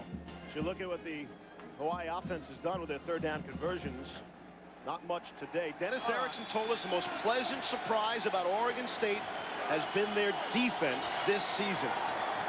And they've shown some of that here today. Here's a 3rd down and 8. Here's Robinson with plenty of time. Throws complete. Touchdown! It's Channon Harris, the sophomore, on the touchdown. His 7th touchdown of the season. And Hawaii takes the lead as this place explodes. Great protection for the Rainbows, and again a mismatch. On Harris was the middle linebacker, Jonathan Jackson, who normally does not have wide receivers in coverage. Robinson able to buy his time and find the receiver in the back of the end zone and deliver the ball on the money. Here's Eric Hannum on for the extra point attempt. It's over. And able to deal with the high snap and boot it through. Hawaii opens up a 10-7 lead after Dan Robinson leads an 80-yard scoring drive. The Rainbows by a favorable impression of them. Only 2% unfavorable. He's turned around this program and become pretty popular as Ken Simonton carries. And Simonton is a story, Todd. Just one carry in the second quarter leading up to that after a dominant first quarter. I didn't understand that. I thought maybe Oregon State was trying to get a little too cute and go for the knockout punch early. And once again, Simonton coming out, I can't help but think that maybe there's something a little bit wrong, because after the first quarter that he had, and certainly carrying the offense on its back, you'd think he'd be on the field all the time at this juncture. 8 times over 100 yards rushing in a single football game this season, Ken Simonton. To Antonio Battle checks in as clouds start to cover the stadium. The reception is made to Ermani Percoats, but it's a short gain to bring up a third down. Well, Hawaii up to this point, of course, we talked about their offense, but defensively they have struggled this year. You can see giving up 28 points a game. Now that may work in the WAC, but around the country that doesn't work particularly well. They only scored 29, which really shows, give them a lot of credit. With 8 wins and a gap between giving up and scoring points of only 1, they do a lot of the right things down the stretch. The Hawaii sideline, the visiting sideline for this game, is going wild, urging the crowd on. The crowd really getting into this one. Completed pass from Jonathan Smith out to Percoats again, and it is good for a first down. Percoats is their big receiver, and now's the first time they've really gotten him involved in the offense. 46 catches coming into this game, but at 6'3" and about 210 pounds, he is another one of those big receivers that they want to take advantage of and give him a chance to use his body. If he'd have turned, he had some room in the middle of the field, but he wanted to make sure of the catch, so he sat down at the 30. Percoats 8th in the conference in receiving yards per game with 68. There you get a good look at him, the wide receiver in his only year of eligibility at Oregon State. Single setback.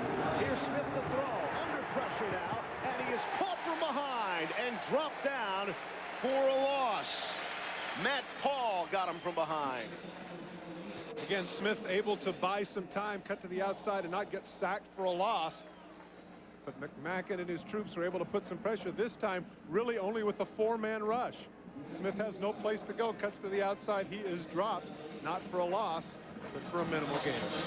Paul has been good at dropping people for losses, second only to Ulbrich in tackles for losses and sacks on the season with 8 and 6 respectively. They give him a pickup of 2 on the play. Simonton is back in the football game. Quick drop and the throw from Jonathan Smith is to Percoats again, and it's good for another first down. Steve, that's 3 catches in this drive, and evidently Tim Lopano said, look, we got to get this guy the ball, because what happens sometimes to wide receivers, if they don't get the ball in the first quarter early on, they can lose interest, and then when you do go to them, they can either drop the ball or they're not as involved. Percoats gets downfield with the short hook route, gets the 5 steps, catches the ball, heads upfield. As we pointed out, he is a big body to drop. 6'3", 200-pounder. 1st and 10. The Beavers on the move now, approaching 3 minutes to play in the first half. Off play action, nice seam across the middle to the tight end Martin Maurer, and I know you love that. Well, I love that for a couple of reasons. First, I always get excited whenever a tight end catches the ball, but I certainly watched his father, Andy Maurer, who's a terrific guard for the University of Oregon and later with the Atlanta Falcons. Dennis Erickson pointed out that this young man was somebody they had to get the ball to more. Look at that average per catch, Steve. 20.3 per catch for a tight end. Wow. That's the second best on the team, that average per catch. On first down again, a bit behind Percoat, rather, I beg your pardon, Prescott, but he's able to make the grab. Jonathan Smith is really hot, Steve. He is delivering the ball on the money, and now he has the Hawaii defense back on its heels. I had mentioned the fact that I didn't understand why they didn't keep going to Simonton. If Smith is going to be this hot, 5 for 5 and 53 yards in this drive, maybe I don't know what I'm talking about. And the Hawaii defense, they've been on the football field an awful lot in this first half. They have kept the Rainbows in it and have enabled them to even take the lead. Here's Jonathan Smith to see how short-lived that lead is. Handing off to Simonton. Not much there. Mike Iosua able to make the stop. It's always interesting to me, the ebb and flow of a football game. That first drive, it looked like Simonton, after that drive, was going to rush for about 250 yards. Right. Now here in the second quarter, he's got about 3 carries for about 7 yards. It just goes to show you can't predict. Again, Greg McMackin has done it on the next level. You pointed out he was the defensive coordinator for Dennis Erickson at Seattle. He's been around the block. He's a good one. He said this is the most fun he has ever had in coaching McMackin. It's the reason he came back to college ball. He's going to be a head coach next season. That pass incomplete. Smith had been hot. Looked like he overthrew his target there, but he was under some heavy pressure. And that's your guy Paul again. As you mentioned, 6 sacks coming into the game. He is the one that gets on Smith. Watch the end of the play, delivers the ball, hits him in the back, and of course what happens there, he stays with it. The ball is long gone. But of course, in fairness to Paul, as Smith gets frustrated with him, he doesn't know that the ball's gone. So he wants to hold on as long as possible. And of course, I don't know of any quarterbacks at any level that appreciate getting hit at their legs. Paul led all the Hawaii defensive linemen in tackles this season with 75 of them. Not bad for a defensive lineman. Coming up with about a minute and a half to play here in the first. Here's Smith, straight drop back. And has a man. Had Percoach who just dropped it, and he would have plenty of running room. And Dennis Erickson told us this team has dropped more footballs than any team he has been around. And they had what they wanted. They had a zone. Percoach comes across. The only guy that is close is Ulbrich, the middle linebacker. He's got to catch that ball, and he turns upfield. He has a long ways to go. Smith not very happy about it. Now, I'm surprised here, Steve. I'm thinking at the 30-yard line that they might go for it, because Seska has really had his problems. 0 for 2 at this point, and now a 47-yarder. He's missed from 42. He missed from 31. Missed from 47 yards away, and it's blocked. Blocked by Hawaii. And the Rainbows will take over at the 40-yard line. Inevitably, Steve, when you've got the longer kicks, it's a lower trajectory. And that's what happened. I'm thinking at this point that the kicker, Ryan Seska, is his confidence is absolutely shot now. 0 for 3. And, of course, defense and special teams has certainly done the job for Hawaii. How excited are they? Sean Butts is the player who made the block, and Butts is interesting. We expected to see him at wide receiver some in this game, but instead of Treese, Brooks was the player getting his catches, and of course Brooks was kicked out of this game earlier. So Butts makes the big play on special teams, and we'll see what the Rainbows can do with it. Here's Robinson rolling, able to make the pitch to Avion Weaver, and he's out to midfield to the 50-yard line. That's the old shovel pass, Steve, and I'm surprised they were able to get away with it. It took forever. I'm surprised there weren't some linemen downfield. That's usually a quick throw. Nice pitch by Robinson. Gets the ball. Weaver breaks the tackle, gets a couple of yards. But I thought for sure there were some linemen downfield, but evidently not.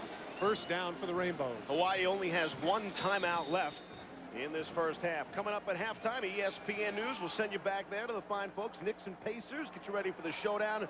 And the football game played earlier here, the Jeep Aloha Bowl. Here's Robinson. There's a flag on the field. Robinson thought about running and is belted down by Ladarius Jackson. Great pursuit on the part of Jackson. That's going to be holding, and it's going to come back. But I'm guessing that they might want to refuse this simply because of the fact that they got a loss anyway. You don't want to give them another play with 44 seconds remaining.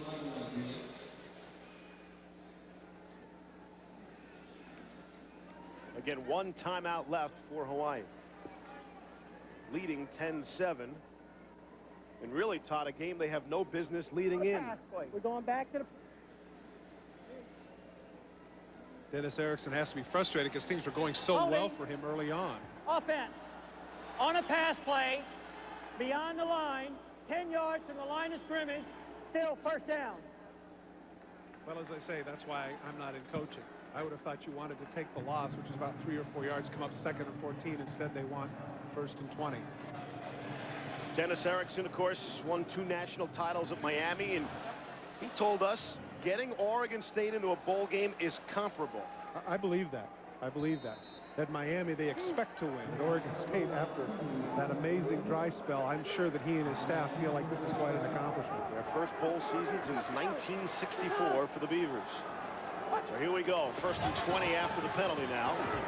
Robinson to throw, and it is picked off. His knee is down, though. His knee is down. Boy, is he frustrated. Calvin Carlisle picked it off. Calvin Carlisle was the man who got beat on the skinny post for the touchdown, and I'm sure right there he's saying to himself, nuts, if I don't drop to the knee, he goes to the house.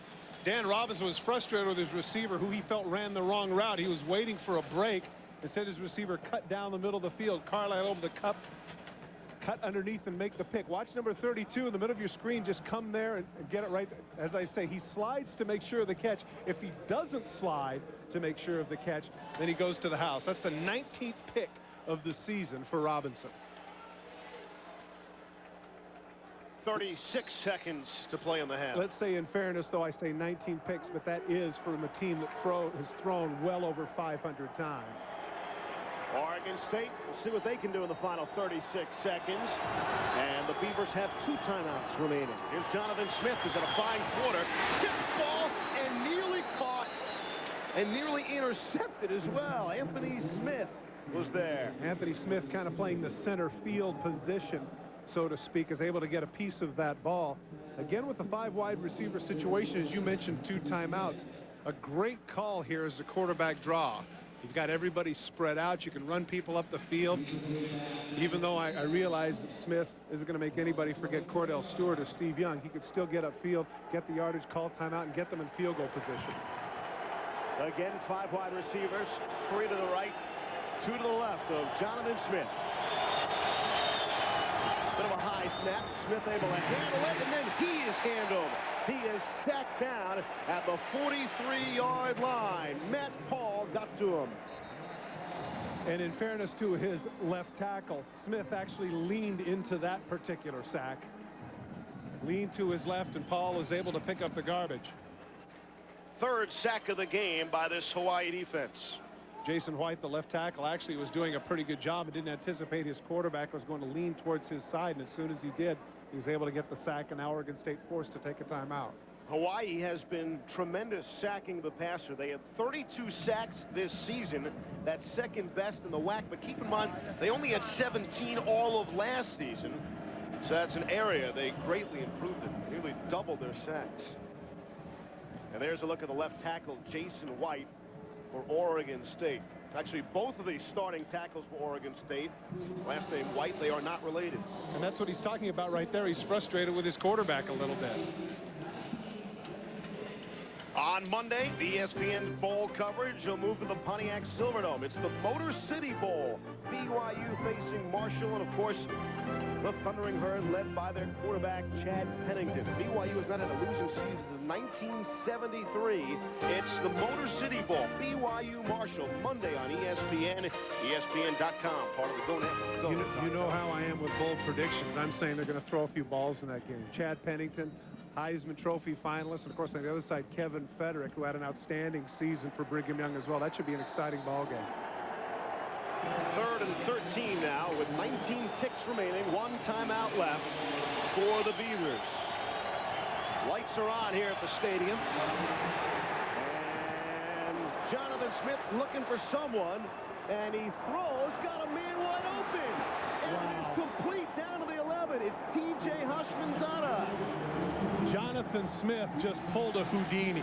For all intents and purposes, he should have been sacked by Ulbrich. He was right in the arms of number 44, but he does the pirouette. He spins out. I tell you what, he may only run 5 flat, but he has some amazing escapability right there. And give credit to his lineman who's able to knock him off. Now he throws off the wrong foot, as you pointed out. Hushmanzada wide open downfield, able to get out of bounds, which is important because now with 9 seconds left, Steve, they have 1 throw into the end zone before they go with a field goal. Hushmanzada, they tell us, is as healthy as he has been all season. That was a neat catch for 46 yards.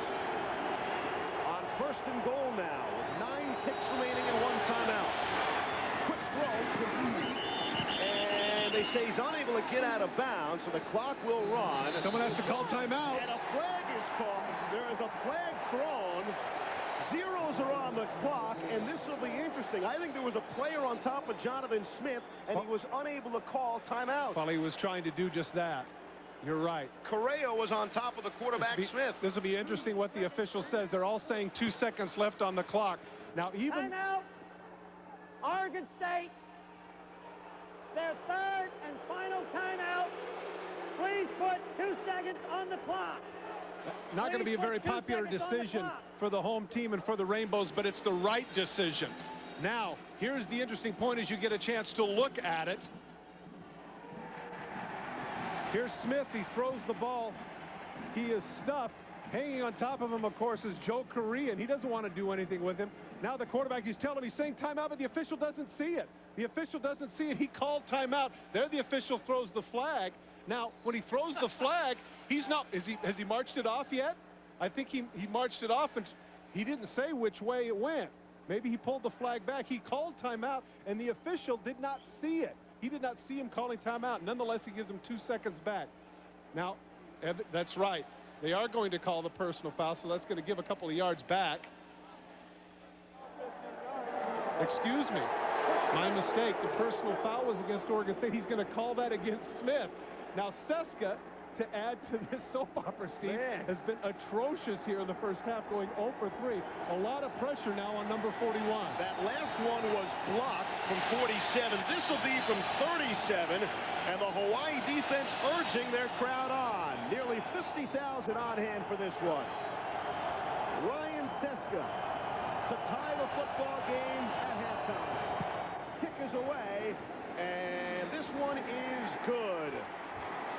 I got to believe Seska, the freshman from Manhattan Beach, is pretty cool and confident. After missing his first 3, connects to give us a tie game at halftime. Here's Larry Beal. All right, thanks, Steve. Coach, some crazy swings of momentum in the first half. It looked for a while like Oregon State was a play or two away from really taking control and perhaps blowing it out, but they missed 3 field goals, had the ball on your 15-yard line, unable to convert. Who knows what to expect in a 10-10 game right now? Well, we kind of knew it was going to be this kind of game. I felt like if we could just hold in and get our kids get a little confidence, we'd have a chance to beat them. They're probably physically a little better than we are. We got to do a better job protecting Dan, but we can move the ball. We've proven it against them, and I think now the kids have a little confidence going in the locker room. One of the things I know Coach Erickson was very concerned about was this turning out to be a Hawaii home game and the crowd involvement, especially in the second quarter. The crowd really became involved in this game, responding to defensive plays and the 1 touchdown. Your thoughts on enjoying a home field advantage? Well, our crowd has been great all year, and you know, we put a lot of people in this stadium for this game, and they've been with us all year. Our crowd is probably this is as loud a stadium in general as any that I played in the NFL, and it is a very home field advantage for us. All right, thanks, June. 10-10 at the half. Let's go back upstairs to Steve. All right, Larry, thanks very much. As starts to get dark here in Hawaii, you've heard of reindeer carrying Santa. We've got Dolphins leading the way for Santa here in Hawaii at halftime. You know, I happen to be checking the newspaper this week, and some of the mainland temperatures, 9 degrees in Chicago. In Des Moines, Iowa, it got down to 3 degrees. In Milwaukee, it was 1 degree. It's obviously a lot warmer here. With that in mind, the Hawaii Visitors Bureau wants you to enjoy 60 seconds of paradise. If you're shivering right now, eat your heart out. The island of Oahu, home to more fun and variety than any other Hawaiian island. Any family visiting Oahu will find an abundance of activities to wear out even the most energetic soul. Children can get up close and personal with exotic animals at the Honolulu Zookeepers program, or attend Splash University at Sea Life Park. For a different perspective of the aquatic world, go beneath the surface at the Waikiki Aquarium. Take a submarine ride, or get wet and wild at Hawaii's only Ocean Park. On Oahu's North Shore, you'll find more than just beautiful beaches. Take a jungle trek at Waimea Falls Adventure Park, or find your way out of the world's largest maze at the historic Dole Plantation. Go trailblazing on an ATV, or enjoy a spectacular cliff diving show. And no visit to Waikiki would be complete without your own personal surfing lesson. If it's fun and variety you're looking for, you'll find it on the island of Oahu, where aloha begins. Well, it makes you want to jump into the water right away. Joined by Marv Klein, who's the manager of Jeep Licensing.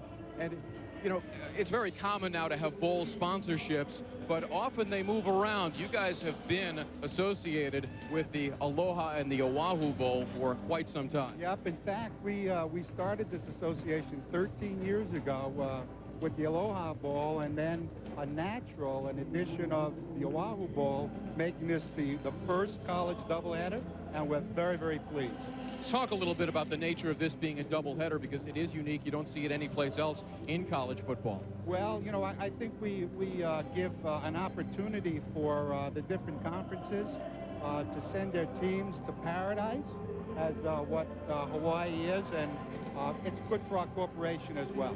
You got a good game. 10-10 at the half. Marv, thanks so much for joining us. You're welcome. Thank you. All right, Marv Klein of Jeep. 10-10 at the half. On Christmas in Hawaii, and they have everything here except the snow. Not going to have a white Christmas in Hawaii. I don't think that's going to happen anytime soon. Score at halftime in the Jeep Oahu Bowl has Hawaii and Oregon State tied at 10 apiece. And welcome back upstairs. Steve Levy alongside Todd Christensen. Thoughts from Larry Beal again in just a bit. And first and foremost, Merry Christmas, everybody. So far, so good for Hawaii. All the numbers would dictate Oregon State should have a big lead. All but 11 of their plays have been in Hawaii territory, and yet we're in a tied football game. Well, it isn't really that surprising, and that's because the Stars have really come through and done the things that they had done, but in separate quarters. Early on, Ken Simonton certainly dominated with his running. In the second quarter, Dan Robinson was able to get together. Simonton behind an offensive line that was doing so well, catching and running the ball, getting out in the flat, making some people miss. His offensive lineman dominating the point of attack, gets in for the only touchdown for Oregon State. Now, Robinson in the first quarter had better percentage, but it was in the second quarter that he was able to generate some yardage, going 6 for 12, 83 yards, and this touchdown throw to Harris. He has been outstanding there in the second quarter, and as you pointed out, the numbers up to this point show that Oregon State has been dominant. But as we pointed out, none of those things really matter except for the scoreboard. And up to this point, as June Jones pointed out, his young people are resilient, and I'm sure that in the second half, they will put on a pretty good game. Oregon State had 3 field goal attempts they could not connect on. Another big part of the reason we're in a tie football game. We'll have the second half from Hawaii right after these messages. And exclusive presentation of Circuit City Bowl Week. Merry Christmas, everybody, and welcome back to the Jeep Oahu Bowl. A 10-10 game at the half. Coach Dennis Erickson, it almost seemed too easy for your guys in the first quarter. Everything was going your way, but you couldn't get that many points up on the board. Was it a sense of complacency, or the momentum totally changed? I think the momentum's changed. We're not making plays when we have to. We drop a ball down here that would have been a touchdown, and we had opportunities down in there. We're not taking advantage of it. In a game like this, when you have opportunities, you better take advantage of them, and we haven't done that. So we're going to have to play a lot better on both sides of the football. Ken Simonton, 65 yards on 10 carries and a touchdown early on. Didn't seem like he carried much in the second quarter. Is he okay? Well, yeah, he's okay, and you'll see a lot more of him this half. How about the crowd? I know you really were concerned about them being a factor in this game. They sort of feel like they are. Well, we let them back in it, and that's what happens when you play here, but the crowd has nothing to do with it. We got to start playing. Good luck in the second half. Larry, thank you. Of the 65 yards that you mentioned, you see 58 coming in the first quarter. And Todd, we've heard unsubstantiated reports of some food poisoning. I know it was a problem with some of the Arizona State players in the early game here. Well, in talking with some of the people from Oregon State upstairs, I said, you know, is this normal? Does he take these kind of breaks? They say absolutely not. He's a total workhorse, and so they were very surprised to see him come in and out. That may be the case, but certainly halftime, maybe getting a little B12, get something to drink. I'm sure we'll see that first quarter Simonton soon enough. Dennis Erickson is just 4-3 in bowl games. He won his first 4 games, including the '88 Aloha Bowl with Washington State, but he's lost his last 3. The '92 Sugar, '93 Fiesta, and the '94 Orange Bowl. So he's looking to get back on track with a bowl victory. With the NFL season in its final weeks, get the lowdown on the playoff chase with NFL Countdown at 11 a.m. Eastern. 2 hours of NFL news, stats, previews with Chris Berman and his team of merry men. And at 7:30 Eastern, catch up on any action you might have missed. It's NFL Prime Time All the scores, highlights, and stories. That's NFL Countdown, NFL Primetime, Sunday on ESPN, ESPN.com, part of the Go Network, go.com. So, Steve, are you set for a St. Louis, Indianapolis Super Bowl? That would be. Isn't that amazing? What a wild What are the chances season of that? it has been. I mean, if you, again, not unlike this bowl game, if you'd have said that in August, yeah, right, St. Louis, Indianapolis, and here it is. And then we will have our first dome team to ever win a Super Bowl. 2 of them. Yep. Set for the kickoff of the second half here in the Jeep Oahu Bowl. We are tied at 10. And Oregon State will have the football first here in the second half. Robert Prescott from the end zone. Bounced off a couple of players, and he is dropped solidly at the 17-yard line. Dennis Erickson said, we see a lot more of Simonton here in the second half. And we await to see him trot on the football field. Here's what they do is that a lot of teams do this now. They call the first play of the half from the sidelines and go right to the line of scrimmage. Boy, in that first stanza, number 35 was all world. Oregon State, during the regular season, they were 11th in the nation in total offense, averaging 434 yards per game. They look for better red zone production here in the second half. Here's Simonton on the right side, and he's able to push the defender, Shondell Tucker, out in front of him for a pickup of 11 of the first down, and a good way for him to start the second half. Interestingly, too, you know, he cuts to the outside, and you mentioned Tucker. Now watch what he does. He's usually going to do a shake and bake. Now he just lowers the shoulder. Now look at the point of contact, how many more yards he gets. About 7 yards at the point of contact. He's able to generate that extra yardage.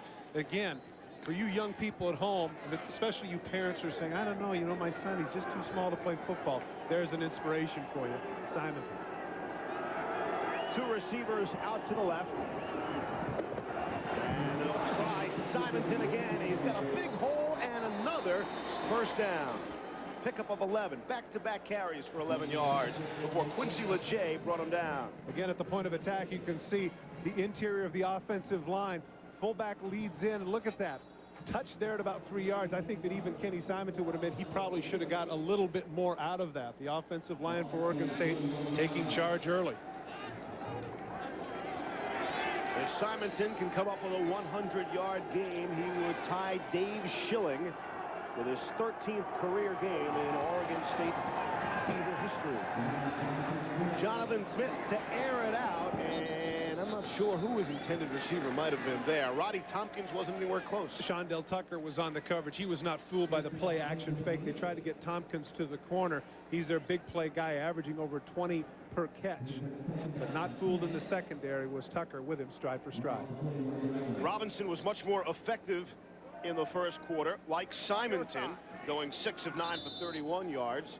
Just 6 of 12 in the second half, but he did have the touchdown and the interception. Here's Jonathan Smith under center for Oregon State. First couple of minutes of the second half. Smith, under all sorts of pressure, is dropped down for the 4th sack of the game. Louis Fuga able to make the sack. Looked like he had plenty of time to escape it. We saw him with the Houdini act there at the end of the first half. This time it appears if he just steps up a little bit, instead he just kind of panics a little bit, gets tripped up both by Fuga and of course number 70, Mike Iosua. There you see the sacks. Fuga's an interesting story at 6'3", 305. In high school, he lettered in golf and chess. All right? You don't get too many defensive linemen go 305, but letter in golf, chess, and football. Well, when he's down in 17 now. When he said checkmate, he meant it. This play's going to be dead. See, I wanted to use your line. I want to say checkmate, and I mean it, all right? Cook looked like there was some motion and the flag on the play. Well, again. Prior to the snap. False start. Offense. 5 yards. Still 3rd down. Imagine him sitting across from you playing chess. I didn't know you could have intimidation in chess. Yeah, it's all good. Take my knight. No, it's good. You got it. You the man. No, move that queen wherever you like. Once again, to second guess the offense of Oregon State. Simonton running all over the place. They go to the air, and here they are, 3rd and very long. They got to get across midfield, Steve, to get a first. Three receivers to the left, two out to the right. For Jonathan Smith throwing on the run, a strong throw, and he's very close to the first down. It's Sean Kintner, the redshirt freshman, on a nifty grab. That was a nice throw on the run. And Steve, that really is some poor defense when you have third and as long as you did, whatever it was. 22 yards and able to get it to first down. Great play by Smith to scramble out to the right and throw on the run, but poor job in the secondary. They're going to zone up, but it's kind of a lazy zone. As you pointed out, Kintner able to find the dead spot in the zone, goes up with that 6'3" body. And again, it's going to be fourth and very short, but a lot of confidence in that offensive line, Steve. I think they're going to go for it. We were told about Jonathan Smith. He has outstanding management skills. He managed very nicely on that pickup. On 4th and 1, two tight ends. And they'll hand it off to their money guy, and it is Ken Simonton hurtling ahead for the first down. So many times when you get the short yardage, Steve, that's when you could break loose. Simonton decides he doesn't want to take any chances. He's going to just jump over. Take a look, though, if he keeps his feet, Steve. The point of attack, again, the right tackle. Jensen does a great job. If Simonton keeps his feet and cuts to the outside, he might have gone to the house.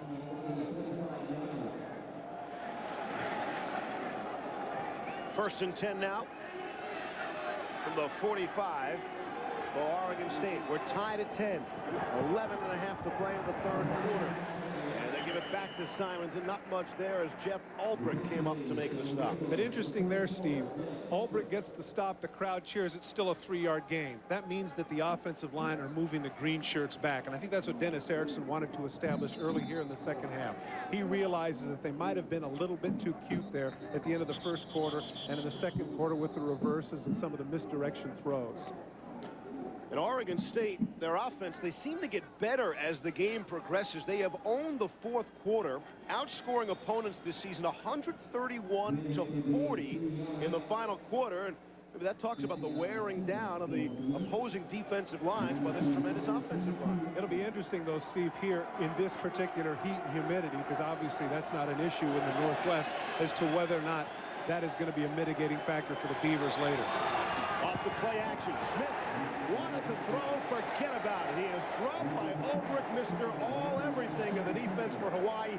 His second sack and the 5th of the game for the Rainbow Warriors.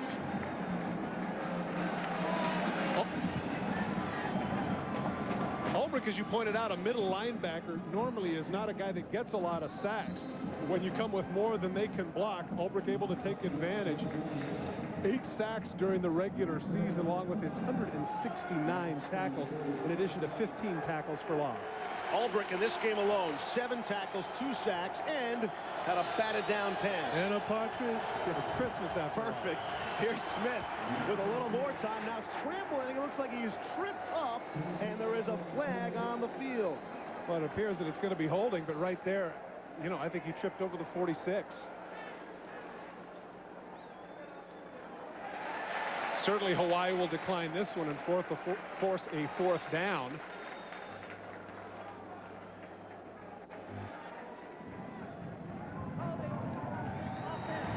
Penalty refused. 4th down. Take a look at Smith's feet. There's a little bit of pressure, but right there he steps on the back of White, and not unlike what you see in basketball sometimes, Steve, where a guy gets a rebound and lands on somebody's ankle and falls down. That's what happened to Jonathan Smith. Got the ankle of the back of Jason White, as opposed to Mitch White, the right tackle. And they'll punt it away.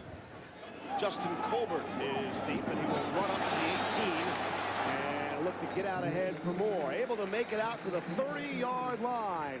And that's where Hawaii will take over on 1st and 10 with 10 minutes to play in the third quarter of a 10-10 football game. Merry Christmas, everybody.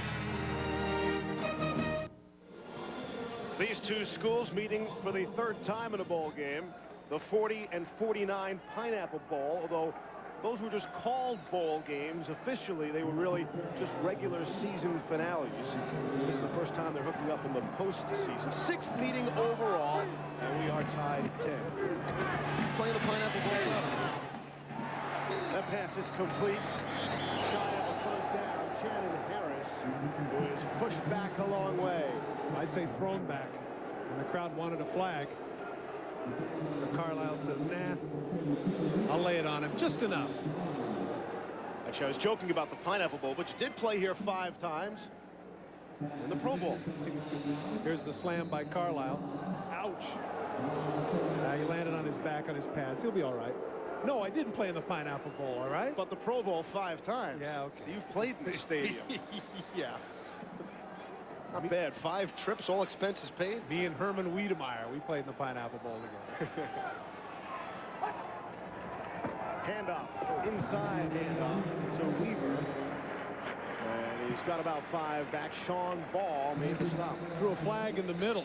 Somebody threw a punch or kick. This is going to be a personal foul one way or the other. Flag came in very late. It's been a rather nasty game. We had a player ejected early on.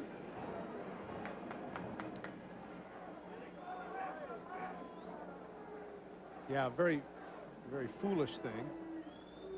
Apparently this is going to go against the home After team. the play was ruled dead, personal foul, offense. 15 yards from the end of the run, first down.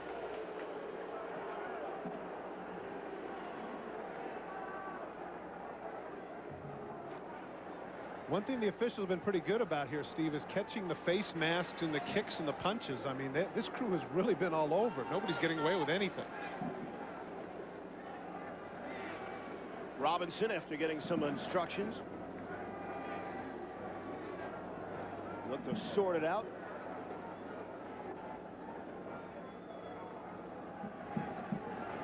It is first down. There's some confusion on the field. There's some confusion as to whether or not it's 1st and 10 or 1st and 25.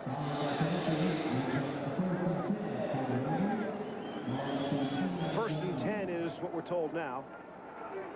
And they'll go with that.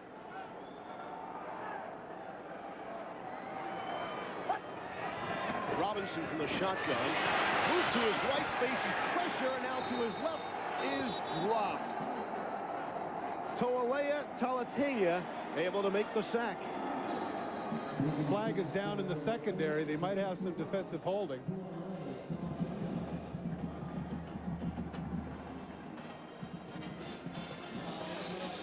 Oregon State made no secret of the fact that they were coming with the house on that one. And if in fact it does count as a sack, it would be the first of the game for Oregon State compared to 5 for Hawaii. We have a hold on the defense. 10 yards from the line of scrimmage. The penalty will result in a first down. Now the beef that Dennis Erickson has is how can there be defensive holding when the ball isn't thrown? That's what he wants to know.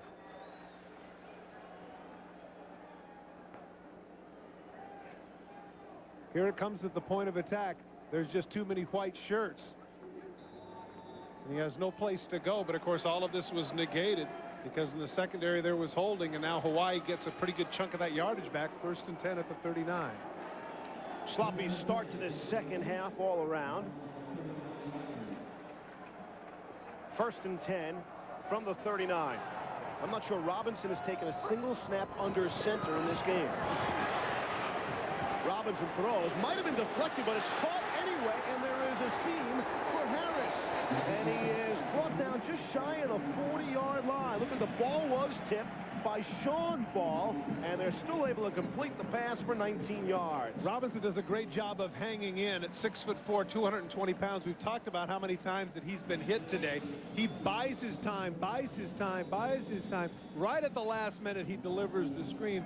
And, of course, that's a great job cutting up field and getting the yardage, but he's got to give kudos to his quarterback, Harris does, for hanging in as long as he did.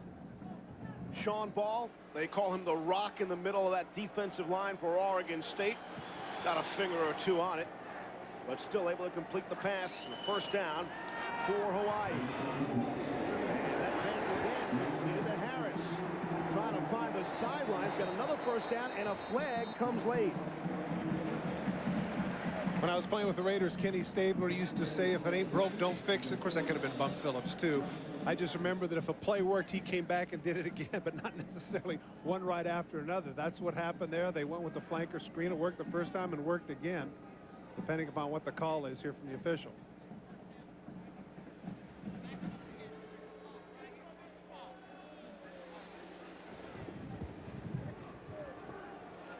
Holding, offense, 10 yards, spotted a foul, Still first down.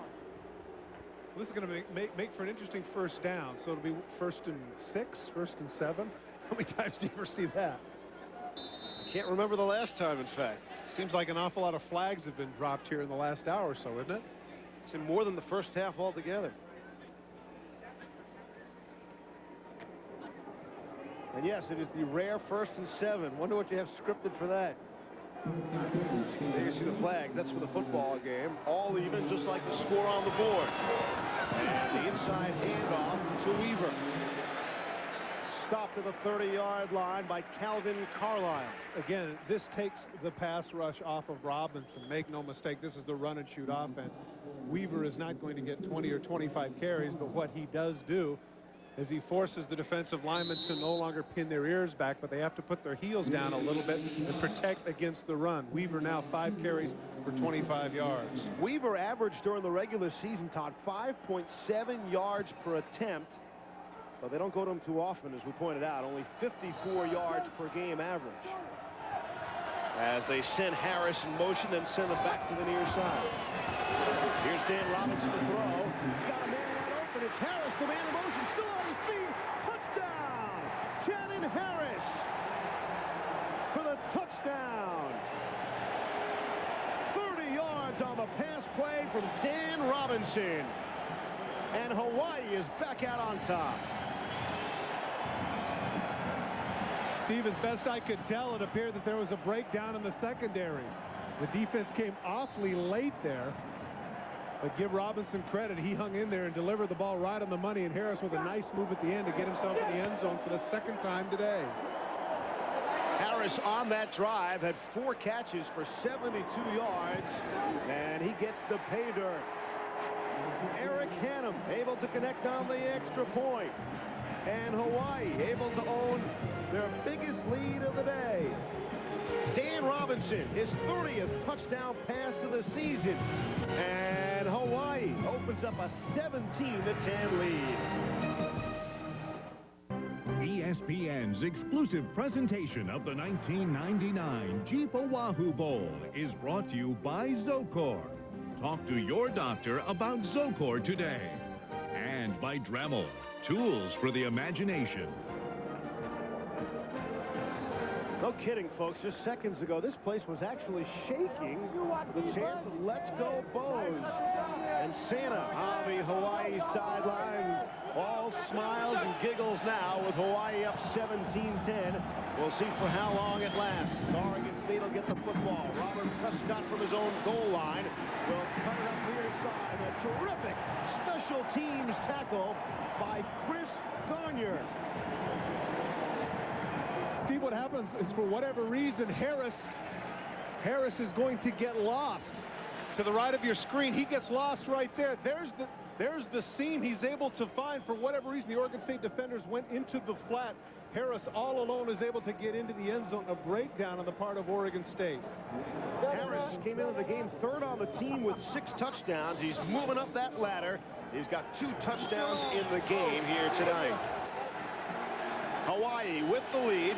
Their defense has really been their strength in this football game, keeping them in early. And a drop pass. Jonathan Smith had the tight end, Martin Maurer, and that has been a bugaboo for Oregon State all season long. We're talking about the number of passes that have been dropped, but Maurer had not been one of the guilty parties, but there clearly he wanted to run first and catch second.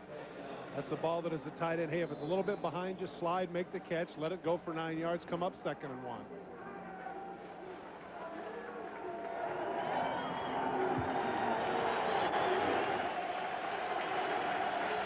This rainbow crowd urging on the defense on 2nd and 10 after the incompleted pass. They set up the screen, and they were looking to go to Simonton, and they just missed on the play. Lots of pressure there. Well, they more than just missed, Steve. The flag is down. Jonathan Smith overthrew him by a large amount, and you can't say it's because he was 5'7", because he's been doing it all year long. But they had a receiver downfield anyway. But if Hawaii is smart here, they'll let it go. They've got the momentum. They've got the crowd. Make them come up 3rd and 10. Don't give them another opportunity. The Oregon State coaching staff told us they were going to try to move Jonathan Smith around in the pocket, and kind of followed up. Well, why now? Why wait till now? Downfield, off penalty refused. Third down. They almost admitted to a mistake that, you know what, we probably should have rolled him out right and left earlier in the season. They were going to try to do it more here in the bowl game. Again, the size coming into play at 5'10" for the quarterback. This place is shaking, and I mean it. 3rd and 10 from the 14. Smith to air it out. He overthrows his man, looking for Roddy Tompkins, who might have had a step, but not much more than that on Flex Armstrong. Steve, that's not what you want to do. Obviously, the Mauer drop was costly, but you do 3 and out inside your own 20-yard line. Now Hawaii is going to have the momentum. They're going to have people yelling, and more than likely, they're going to have the ball possibly on the other side of the 50. Not a good series for the Oregon State Beavers. Justin Colbert is at his 45-yard line. Mike Fessler is standing on his goal line, a punt it away for Oregon State. Gets it away. It's a high spiraling kick, and the fair catch is called for by Colbert, and Hawaii will take over after the 45-yard punt. They've got the lead, and they've got the football here at home. Ron Dane leads Wisconsin against Stanford in the Rose Bowl, presented by AT&T, 4:30 Eastern.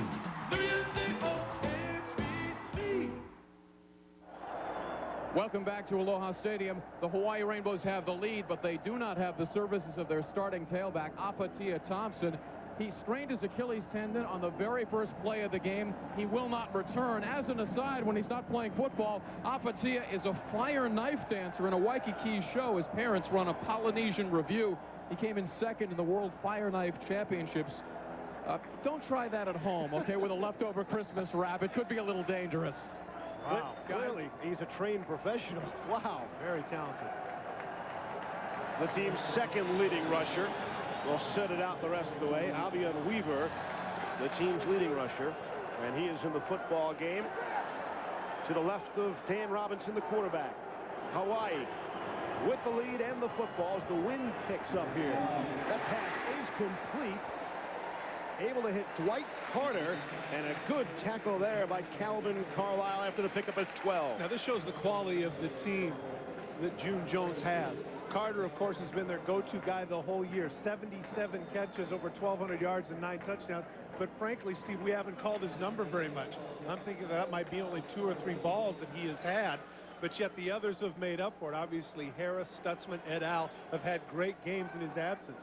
They're certainly not a one-trick pony. Carter comes in with a 20-game streak with at least a catch and 3 consecutive games with at least 1 touchdown catch. Looking for one here. They flip it out to the right side to Weaver. And he has a hole and some blocking.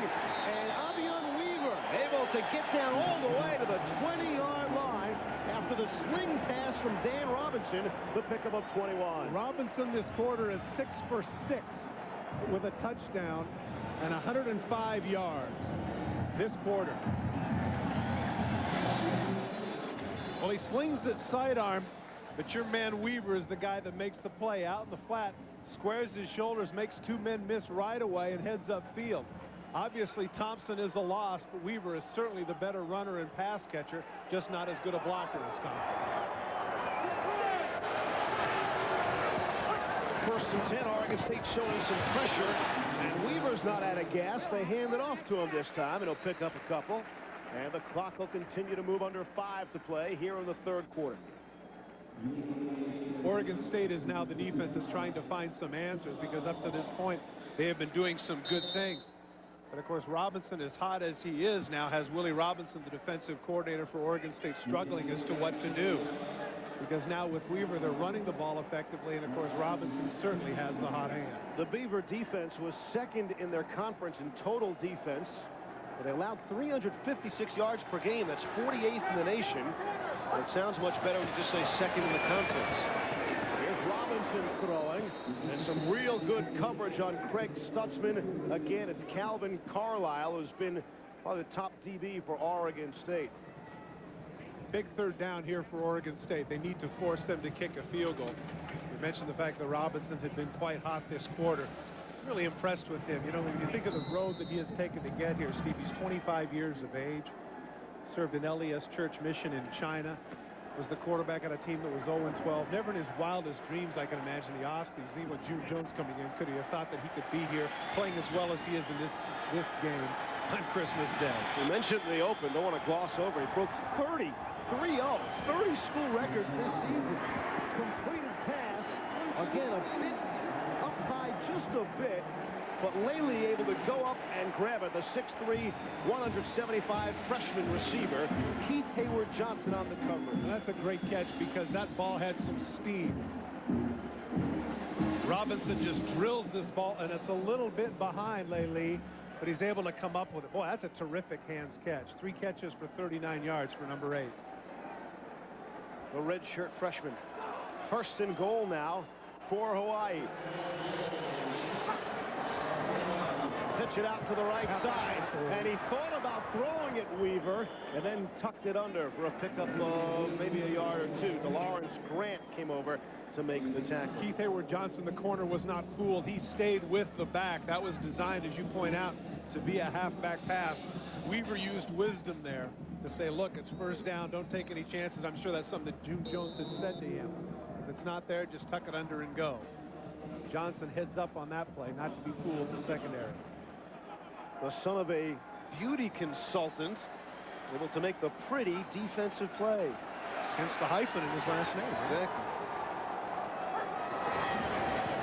Here's Robinson throwing, and he put it in there. A pretty good grab there. Laley again showing really good hands, and Hayward Johnson right there on the coverage, sticking to him. June Jones says that this is a young man that's going to be a star in the future. You saw his skinny arms and skinny body.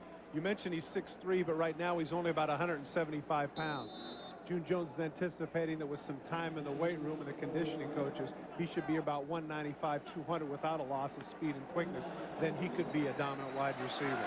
And that looked like textbook coverage on a 4-yard completion there. Johnson was just about attached to him. Brings up a 3rd and goal from the 4.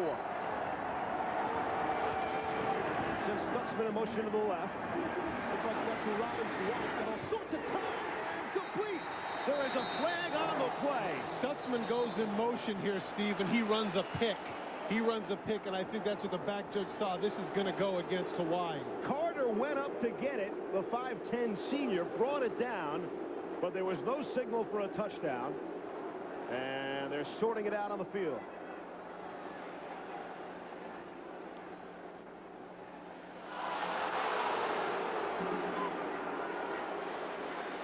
Watch number 2, Stutzman, when he goes in motion. Watch the route he runs. Just to the left of your screen, he runs right into the man right there. He runs right in and does not run a route. That's what the official sees.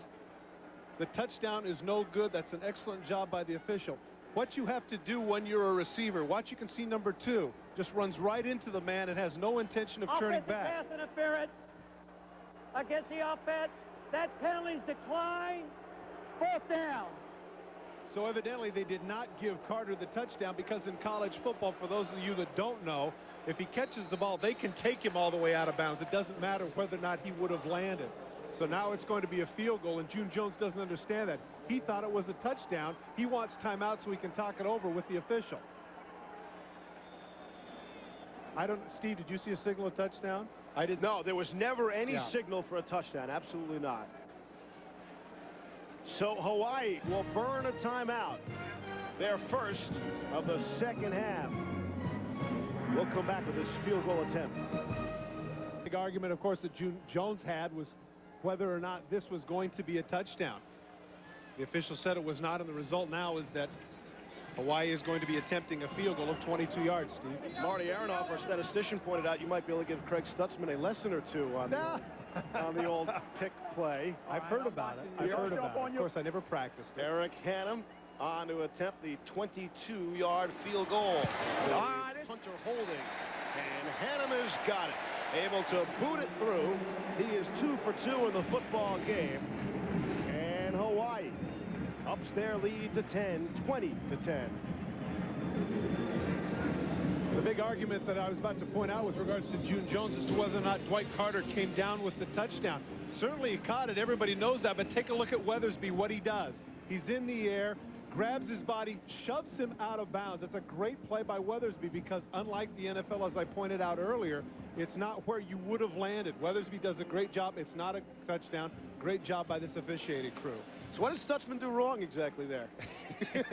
Well, you know what? What I think he should have done was look back for the ball, but that's just a guess. That's my theory. Sunday night, the Washington Redskins are in San Francisco to take on Jerry Rice and the 49ers. NFL action gets underway on ESPN at 8:15 Eastern. Then ABC's Monday Night Football, a matchup between the Jets and Dan Marino and the Dolphins. ESPN and ABC, your exclusive home for primetime NFL football. Now, I'm going to tell you something about San Francisco. As you see, Weaver, who did a great job in this series catching and running the ball. Number 80, Jerry Rice, he's run a few of those in his time. I'm telling you that right now. Hey, I gave you your props on playing here, 5-time Pro Bowler. Yeah, Pineapple Bowl. Blah, blah, blah. Yeah. Here we go. Oregon State down 10 now. We approach final minutes of this third quarter. Here's Ricky Walker on the return, and yet another flag here in a penalty-filled third quarter. Well, this one's going to come back. There were some big blocks in the middle of the field at the 20. Flag is right on the 20. Once again, Oregon State's going to have terrible field position starting out on their own 10. Steve, if you recall earlier in the game, it seemed like every drive that Oregon State had started at midfield because their defense was playing so well. Now here in the second half, their starting position has been absolutely atrocious. On the return, illegal block in the back, on the receivers, 10 yards, spotted a foul. First down. Well, boys will be boys. You can see right here coming down right at the end of the play. There's the push in the back. Just made no sense there. No reason for it. But again, not very happy with himself, of course. His number 40, Isaac White. Under 2 to play here in the third, the Jeep Oahu Bowl. And Hawaii, bit of a surprise here for 20 to 10.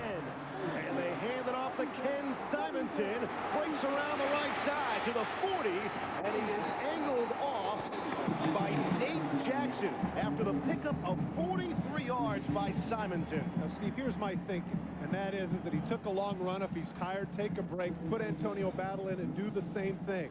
Simonton now well over 100 yards as the blocking at the point of attack has been outstanding. 15 catches for 137 yards. Simonton shows the sweet feet, but as Dennis Erickson pointed out, not the fastest guy on the field. Here at the end, he realizes that, so he goes for the stiff arm, but nonetheless, he is dropped by Nate Jackson. Simonton now needs just 59 rushing yards the rest of the way to take over the all-time Oregon State. That throw is off the hands of Roddy Tompkins. That pass was zipped in there, right there by Jonathan Smith. Again, a little bit behind him, but a very catchable ball as Simonton putting on a show when he is afforded the opportunity. Steve, here we're with 1:26 left in the third quarter. There's no way that Ken Simonton should only have 15 carries. At this point, he should be at about the 25 to 28 carry mark with about 200 yards, but for whatever reason, Oregon State has gone a different way offensively. Simonton missed 5 quarters in the middle of the season due to a rib injury. Otherwise, he might have been atop the rushing leaders in the nation a little bit longer. Antonio Battle giving Simonton a breather. He carries the football. Maybe a pickup of 1 on the play. If indeed the issue with Simonton is food poisoning, that could explain the ins and outs, because 15 carries, he just can't be that tired, Steve. And he's a sophomore. He's a youngster. Come on.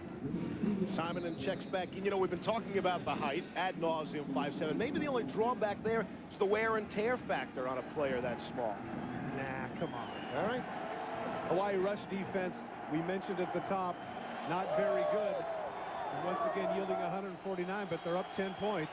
On a key 3rd and 9 play, and that ball just overthrown, flat out overthrown by Jonathan Smith.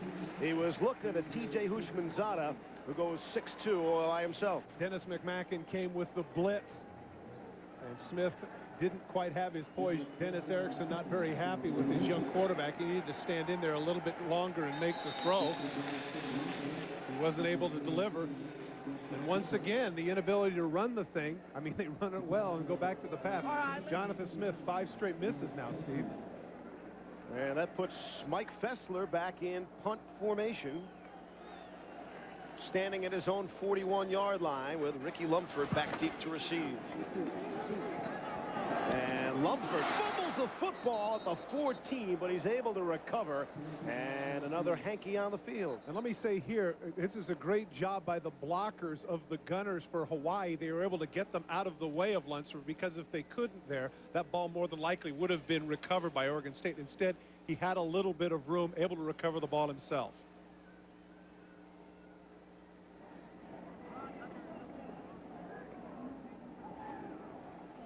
I've seen just about enough yellow handkerchiefs to last a lifetime here in this third quarter.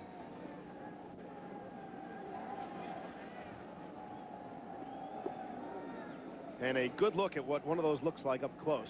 And actually, it's been a topic of conversation in the National Football League. 2 fouls on the play. recently. We had a hold against the receivers. That penalty's refused. We have an illegal block in the back against the receivers. That penalty will be enforced. Spotted a foul, half the distance to the goal. First down. And there's the block right there. That may have been the cause of the fumble, but that's one of those where you say, okay, you know what? I'd rather take the 10 yards than lose the ball. And Todd, while we have had a ton of flags and penalties here in the third quarter, that is not a knock on the officiating. It's a knock on the players. The officials have done a very nice job in this game. Well, don't forget, both of these teams have not played a football game in over a month, and that certainly is a contributing factor to the sloppiness. Again, Robinson slings it out to the right to Avion Weaver, and if he does not sling it, there's no way he's able to complete that pass. That's the poise of a quarterback who's 25 years of age. He had Grant right in his face. He's able to get it around him, get some yardage, get him out of a little bit of a hole. Once again, a flag is down, and it appears, Steve, that it was roughing the passer.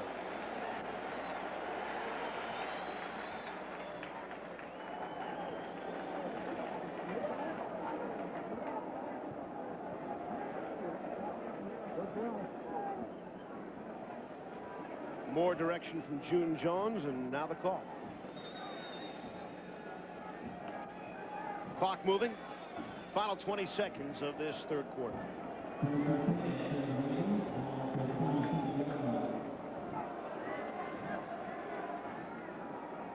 Stutzman in motion. He comes back to the near side. And here's Robinson trying to set it up the screen to Stutzman, and that's off his hands, and probably a better play than if he caught it. Very smart by the defensive lineman in that case. As soon as you get a jailbreak like that and you take off and your blocker is gone, you know right then that it's going to be a screen. Here are the comparisons between the two quarterbacks. Robinson, after a bit of a shaky start, has really come on. Smith, on the other hand, Steve, at one point was 9 for 11, which would mean he's 3 for 12 since. How's that for math? And again, unless they decide they want to have a full dose of Simonton here in the fourth quarter, Jonathan Smith is going to have to make some big plays for the Beavers. Those folks upstairs here at the stadium just got their Christmas with. Actually, they said they want to be on SportsCenter, not on this particular broadcast, but maybe SportsCenter will use it. That pass looked like it was batted down at the line of scrimmage. And the clock shows zeros. And that is the end of quarter number 3. The Hawaii defense has really been the story in this football game, especially in the first half when they were able to keep the Rainbows in the game. And they've done some more fine work here in the third quarter. Steve Levy, Todd Christensen, Larry Beal. And very nice. I forgot, where do you live, Steve? I live in the New England area. So don't try to look it up. And a big hello back to everybody watching in Boston. I did. I got to tell you, I called all my friends. Oh, I bet you did. I hope it's 10 degrees and snowing. Start of the fourth quarter. Here's Dan Robinson throwing under pressure, and a tough throw would have been a great catch just off the hand of Dwight Carter under some heavy pressure by Darnell Robinson. Willie Robinson is coming with the blitzes now, coming with 6 and 7. Here's Carter cutting it to the inside. Now he does the waggle, tries to get outside. Yeah, you know what? It's great that you're open, but boy, when your quarterback is running to the left, you got to go with him, Steve, because that makes it that much more difficult to throw, to come back against your body and put it on the numbers. TJ Hushmanzada is standing at his 31-yard line. Chad Schrout to punt it away. Takes it off the top of the turf, and it will bounce in front of Hushmanzada. And it bounces up nicely for him, and is able to collect it. And And then knocked out of bounds. An official was belted down on the play. And that was unfortunate, Steve. There was nothing intentional about it. What happened is that Sean Butts was trying to get to him. Houshmandzadeh was actually pretty smart. He uses the official as a shield, and he took a lick. And you can see the blood, on the side, right side.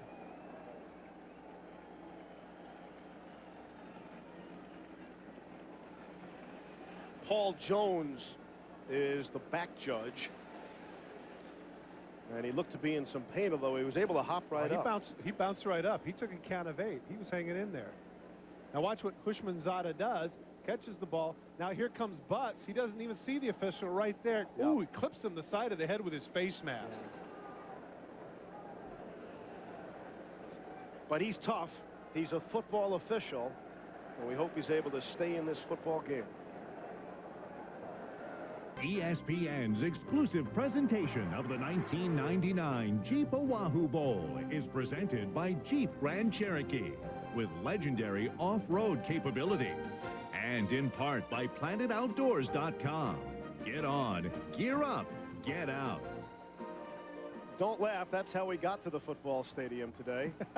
Oh, you said don't laugh. Sorry. Larry Beal was driving the bus. Jerome Bettis Beal? What?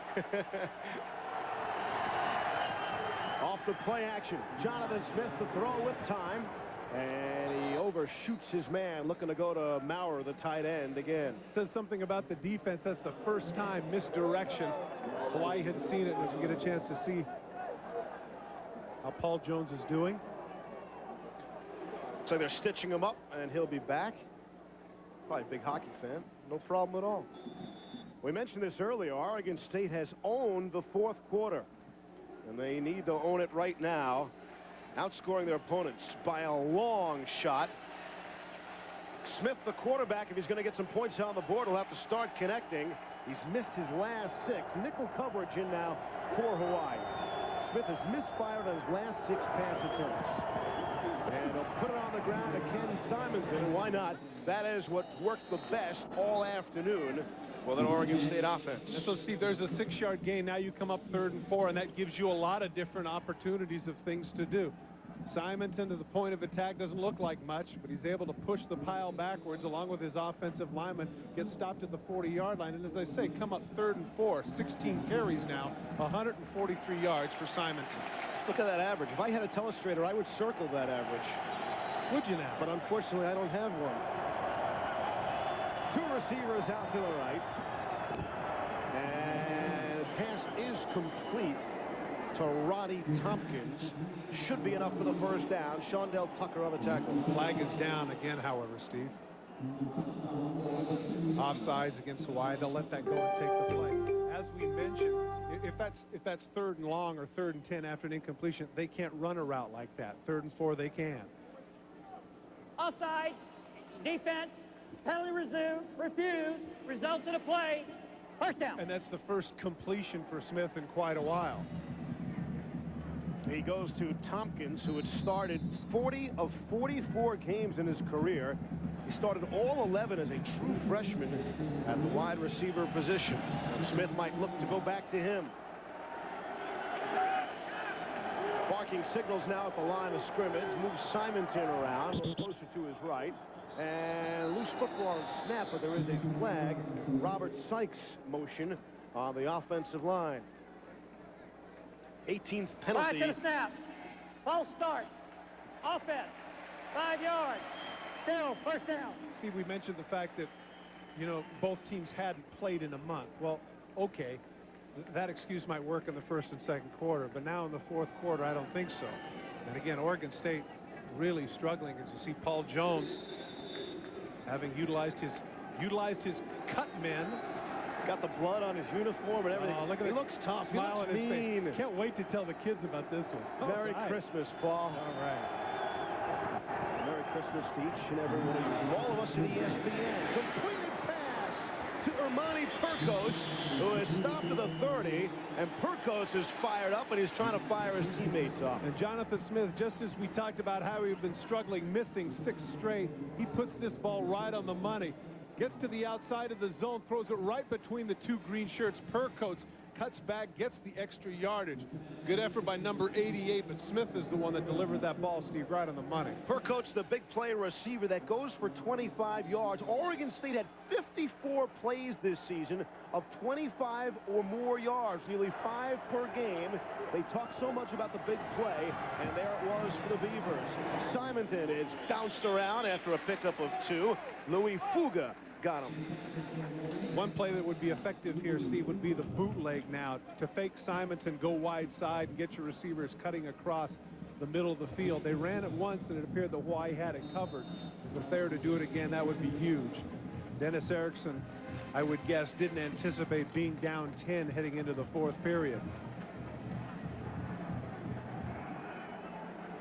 The first Oregon State head coach to lead his team to a bowl in the first season, Dennis Erickson. He finds his team trailing by 10. 12.5 to play. This is 2nd and 9. And they're unable to hook up with Robert Prescott. Ball was knocked away by Quincy Leger. One of the things that's happening to the young quarterback is Hawaii is coming up with 7 guys on the line of scrimmage. And I think that the young Smith is a little bit intimidated. He's throwing the ball a little bit sooner than he would want to. That time they came with a blitz. They had Ulbrich to the outside. And Greg McMacken is really causing some problems for the youngster. Crowd starting to roar. Again, Oregon State officially the home team, but it can't feel that way. Here's Smith. He's got plenty of time. This time throws and nearly intercepted. In and out of the hands of Joe Correa, who is coaching staff. They called him, and affectionately called him, a genetic freak. This makes for an interesting decision here. You can see right there, he just couldn't quite come up with it. Poor throw on the part of Smith. A little bit of a debate here, Steve, as to what to do in kind of no man's land, 4th and 9, 8 and 9, as to whether or not to try a field goal or to punt. I guess they're going to punt. I don't like this. I'm thinking that you got to put some pressure. Go for it here. Give it a shot. You're down 10. They are in punt formation. Fessler standing at the 46. And you see what he is facing. And he will boot it away. And it takes a bounce, goes off a player, and into the end zone. Well, they had what they wanted in terms of the kick, but the player just couldn't get it down. 12-11 left in the 4th quarter. Hawaii doubling up Oregon State. Who will be the last man standing? The Sylvania Alamo Bowl, Penn State, Texas A&M, Tuesday at 7:30 on ESPN.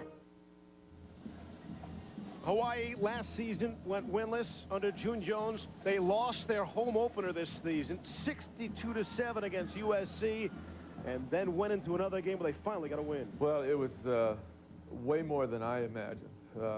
There was tears, there was crying, there was guys, with their, on the field, on their knees. I mean, it was a very, very big burden off their back. And it was in that second game, Todd. It didn't start out well for June Jones and Hawaii. They had a kick return, looked like they were going for a touchdown. Kid fumbled the football. Then Eastern Illinois took over with a flea flicker, and already they were down 7-0, but they were able to pull out that victory. And that started going on what has been a tremendous season, win or lose, for Hawaii. Albion Weaver on the ball carry there, bouncing off tacklers before he was brought down by Jackson and Carlisle after a pickup of a few. Should have had a tackle. Should have been tackled right at the line of scrimmage for no gain, but Weaver showing his strength, spinning out, picking up 6. I tell you what, even though his numbers are not large coming into this, Jonathan Jackson needs to make the stop. He breaks off of him, and then once again he breaks through a couple of tackles, Carlisle being another one. Weaver having a tremendous second half. 8 carries for 37 yards. 2nd down and 4. The clock, the Rainbow's friend right now. Off the play action, little swing pass to Weaver out to the flat. He's out of the 40, and he is thundered over out of bounds, and you see they spotted at the 49-yard line. Ricky Walker got him pretty good, but only after a pickup of 24 yards. Here's the creativity of June Jones. Misdirection, a play that nobody has seen the entire day. We were able to sneak into the flat because the direction of the play was going the other way. Oregon State completely fooled, and Weaver having himself a tremendous second half. You see the passing yards, the big edge for Hawaii. How about the effectiveness? I don't think Robinson has missed on one pass where he slung it sidearm out there. It's a Bernie Kosar thing. He's been looking at all the films. But Kosar did that all the time. And it's Weaver again off the misdirection before Carlisle brought him down. Missed tackle on the play by DeLawrence Grant. Another missed tackle. 5'10", 221 pounds, and he's complaining about, you know, wasn't that a face mask? He says, nah, I just got a little piece of it. Hang in there. What a great physique for a running back, and hence the reason why you can see the number of tackles missed. I think that he might be the full-time back if he gets a little bit better in pass protection. I think that's the reason why Thompson is in there, because he's a bit better blocker. But clearly Weaver, a tremendous talent. Weaver last year in a completely different offense actually started 4 games at the fullback position, and there's 12 games as a freshman played the blocking back position, but here an entirely different offense. And here's Robinson to throw. Threw over the across the shoulder, and there is a flag on the play. Robinson gave you the full motion on that throw. That ball came with some juice. Harris, the intended receiver.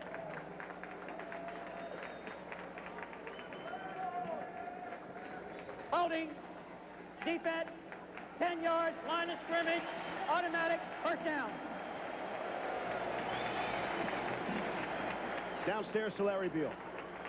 Hey, Steve, you know, we've been talking about Dan Robinson, the unusual throwing motion. That's not the only thing that's unusual about him. 25 years old, married, has 2 children, speaks Chinese fluently, which could make for some interesting audibles. He's planning on a career in medicine, although our own draft expert Mel Kiper Jr. thinks he could be a backup quarterback in the NFL because of that accurate arm.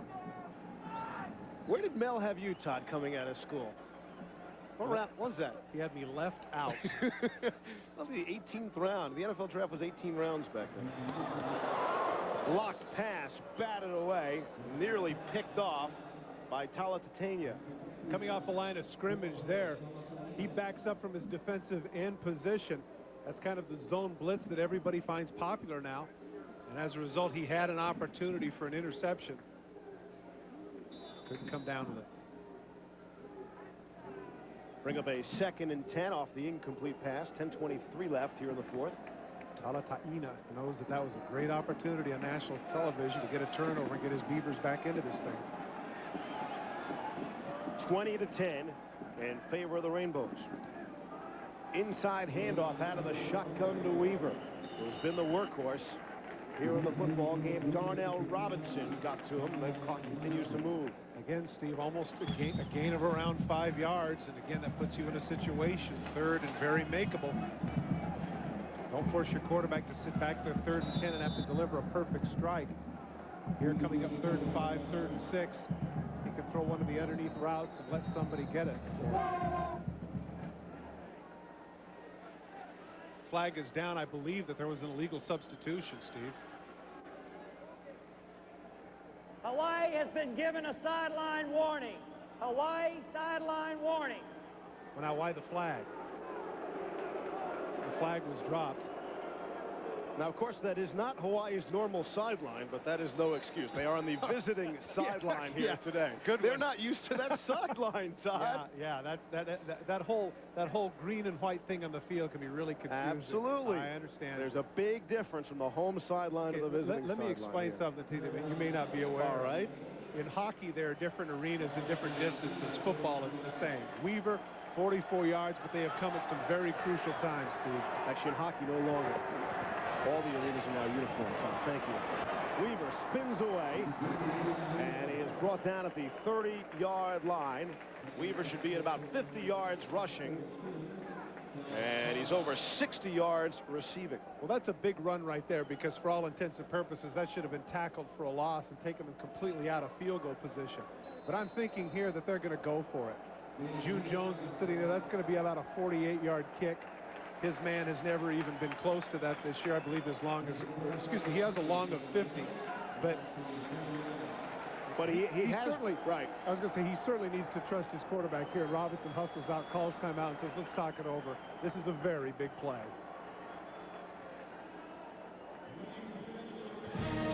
After the timeout, Hawaii only has one left.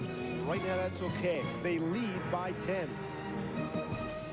Center, the Broncos try to tame the Lions' playoff hopes. The Spurs and Lakers clash in Hollywood. And what does Dion have to say after a blue Christmas? Sports Center after the Oahu Bowl. The Beavers are back bowling for the first time in 35 years. Right now, they're on the wrong end of the score. They're at the Jeep Oahu Bowl. 8:50 to play in the fourth. This is a key 4th and 3 for Hawaii. Trying to keep the drive alive. Stutzman in motion. And here's Robinson. He's got a lane to throw, and he underthrows his receiver, Stutzman. There was a defensive lineman, maybe got in his line of vision. Let's give Ricky Walker credit. Stutzman goes out, and he's got him man for man. Stutzman, if he makes a little bit of a move to the inside, might get open, but instead, here comes Stutzman, and there's Walker. Chucks him right at 5. Stutzman cuts to the outside. You can see he gets a little bit of a pull on his jersey. Nonetheless, Robinson just didn't deliver the ball there, Steve. He had an opening, just couldn't do it. Now, a break for the Beavers, who need to take advantage of it here with 8:46 remaining in the contest. Again, we showed you earlier how dominant Oregon State has been on offense in the fourth quarter. And we have yet to see any of that in the first 6.5 minutes or so of this fourth. And see if we see it here. They line up quickly. They open up in a 5-wide receiver set with Jonathan Smith all alone in the backfield. Hawaii showing blitz. Now they check out of it. Here's Smith under pressure. Gets around the end rolling. Flag on the play. They're able to complete the pass to Percoats. But again, the flag. And it will go against the Beavers. Vincent Sandoval, the right tackle, had a piece of Joe Correa, and that's what the officials saw. Correa tried to spin out, and Sandoval wouldn't let him. When you do it right in front of the referee, he's going to see it. Holding. Offense. 10 yards. Spotted a foul. Still, first down. Here's Correa with his back to you. Almost gets the quarterback, but there you see it. Well, that's a takedown. Easy call for the official. Should Oregon State lose this football game, they'll cite a lot of things and problems and mistakes, but that'll be one of them. 12 penalties for 126 yards. That's killed them all game, but especially in the third quarter. Here's Smith to throw. Able to complete, not anywhere close to a first down. Hits Robert Prescott underneath. To say that Jonathan Smith is streaky is an understatement. Remember earlier in the game, Steve, he hit 5 in a row and then missed 8 of the last 10. Now he gets his completion. He certainly needs to get hot for the Beavers here on this series. The upside to Smith, he's only been intercepted 1 time in the 5 games coming into this. He doesn't make mistakes in that stretch. Looking to get on a roll. That one nearly picked off. It was knocked away nicely. Roddy Tompkins was the intended receiver. LeJay got there. Quincy LeJay, who has 7 interceptions, 3 of which he was able to run back for touchdowns this season. Oregon State's possessions in the second half in particular have just been awful. First possession, the big drive that we saw, and as you pointed out, Steve, it appeared at that point that Oregon State was going to blow them out. In the last 10, they've only been able to come up with a field goal. Of course, that also includes 3 missed field goals. All in the first half. Clock starting to become a factor. 7:46 left. This is a 3rd and 16. They pick up the pressure, and they go for the big one, and they had a man. Tompkins was ahead of the coverage, but Smith just threw it a bit too far. Had what he wanted. Had the man-for-man coverage. Tompkins had been their big play guy, over 21 yards per catch. He had Tavis Campbell beat, but Smith just couldn't put it on his hands. Just a little bit too long. How frustrating when you're this open, you just can't quite come up with it. Shondell Tucker, rather, was the man in coverage.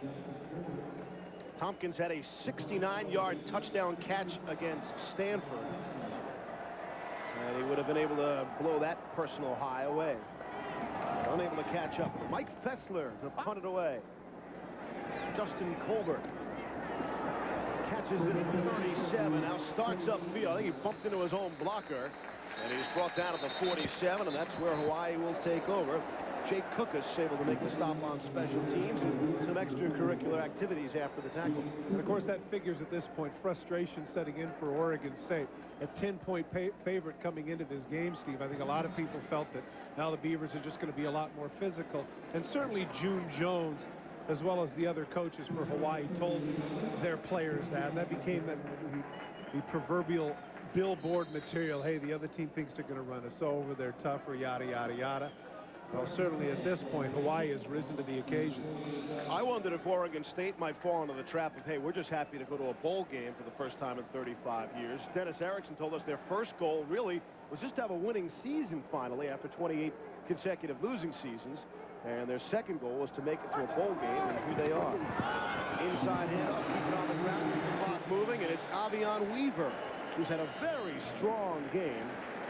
Ladarius Jackson brought him down, but not after a healthy game. And what's up for grabs? The Jeep Oahu Trophy to be awarded to the winner of this game. And this is going to be a pretty noisy place if the score remains the way it is, Steve. Town figures to be just a bit jumping tonight. They'll be rocking on Christmas night. Hawaii be able to hang on, and they look to be in good shape. Under 7 to play now. Hawaii by 10, and in a good spot on 2nd and 1. Oregon State does have all 3 timeouts remaining. And again, they keep it on the ground. Weaver, not much there. The clock will continue to run. Jackson got him again. Good stick there, too. It appeared that he was just going to be a gimme first down, but Jackson reaches up, gets a piece of him, knocks him backwards, and now it's going to be 3rd and very short. You made a very good point about the fact that very rarely has Robinson been under center in this game. I'm not sure he's been under center once. Not even a single play. If you can recall it, I have better memory than I do. I don't know about that, Bill. Nuts. Oh, guess what? Hey, look at this. Oh, sure. See, June is plugged into ESPN. And he didn't know where ESPN was, but he's listening to the broadcast. Big gain off the right side. Again, it's Weaver before Carroll could take him down. This has been very unrun and shoot like here in the 4th quarter, but again, you got to give credit to Weaver. But let's also give some credit where credit is due to the right side of the offensive line. Particularly, you can see Noah takes 2 guys out, enabling Weaver to get to the outside and get the extra yardage.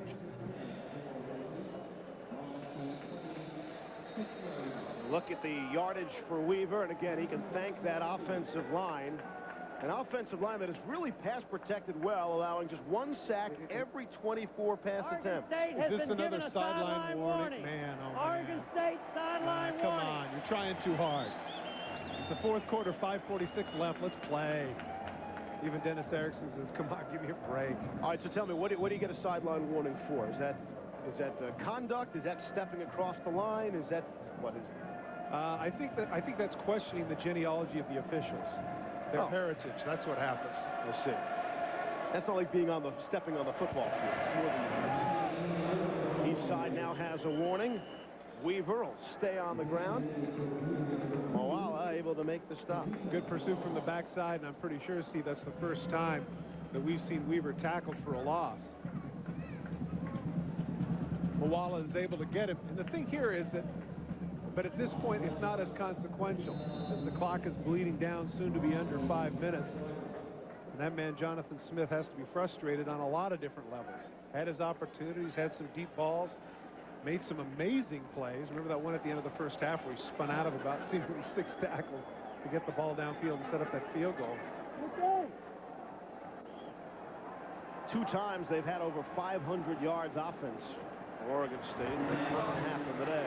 Pressure. Robinson steps back and completes to Dwight Carter. And Carter will cut inside for some extra yards. Another first down.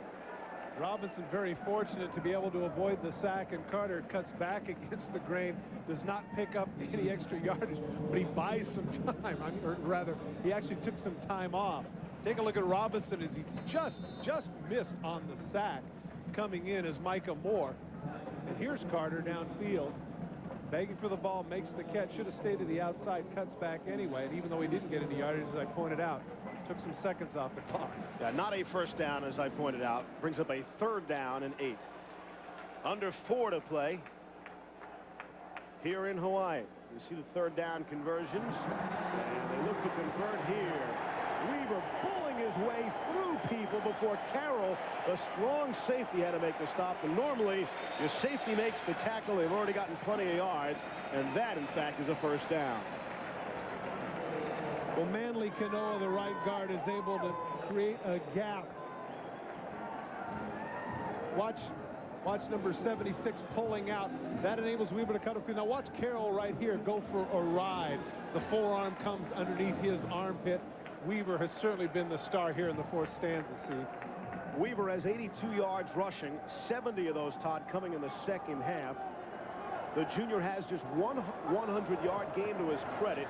He rushed for 125 yards at San Jose State, but he's back at it again before DeLawrence Grant brought him down. Now Weaver looks to be a bit banged up. Why not? In that one-back offense where the other guy, Thompson, has been out, and Oregon State now takes the timeout with 3:13 remaining. Oregon State figured to have the star running back in this game, but not the case. Albion Weaver has done it for Hawaii. Levy, Todd Christensen, hope you're having a great Christmas night. Hawaii is so far leading by a score of 20-10. And let's go downstairs to, again, Hawaii's favorite son. That is Larry Beal. Larry. Well, thank you very much. Coming up on SportsCenter right after the game. SportsCenter is next. You know, no ka'oi means the best. I got to work on the spelling with these guys. B-E-I-L. Okay? B-E-I-L. Anyway, thanks very much. SportsCenter coming up right after the game. It's Miller time in Indy. The big men battle, Shaq versus Duncan, and the Broncos play Scrooge. B-E-I-L. That's the way the checks are supposed to be written. Thank you. Is it just me, or is Hawaii's favorite son, his friends, not altogether literate? What's up? You know, Larry's been telling us back at the worldwide headquarters the big stories. Oh, I was a big deal in Hawaii. Oh, yeah. And there he is. They can't even spell his name right here. Of course, come to think of it, they probably misspelled Don Ho, too. So. You know, usually I spell my own signs and then distribute them to the crowd. Obviously, that one wasn't mine. That's great. Larry, the former voice of the Rainbows. Here's the throw from Robinson, well behind his target. And he was looking to Weaver, who got belted for good measure by Darnell Robinson. Bring up a 3rd and 9.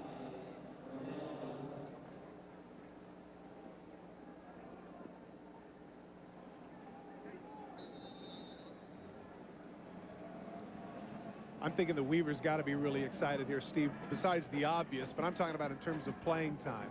You know, not being the starter, questioning whether or not you can block, different things. Finally getting the opportunity to show your wares on national television against a quality Pac-10 team and do as well as he has. Over 140 yards in total offense, running and receiving. Great game for number 20. This will set him up for a nice senior season. The junior from Sacramento, California, and flags fly. Hawaii's held the ball for 4 minutes and 20 seconds on this drive.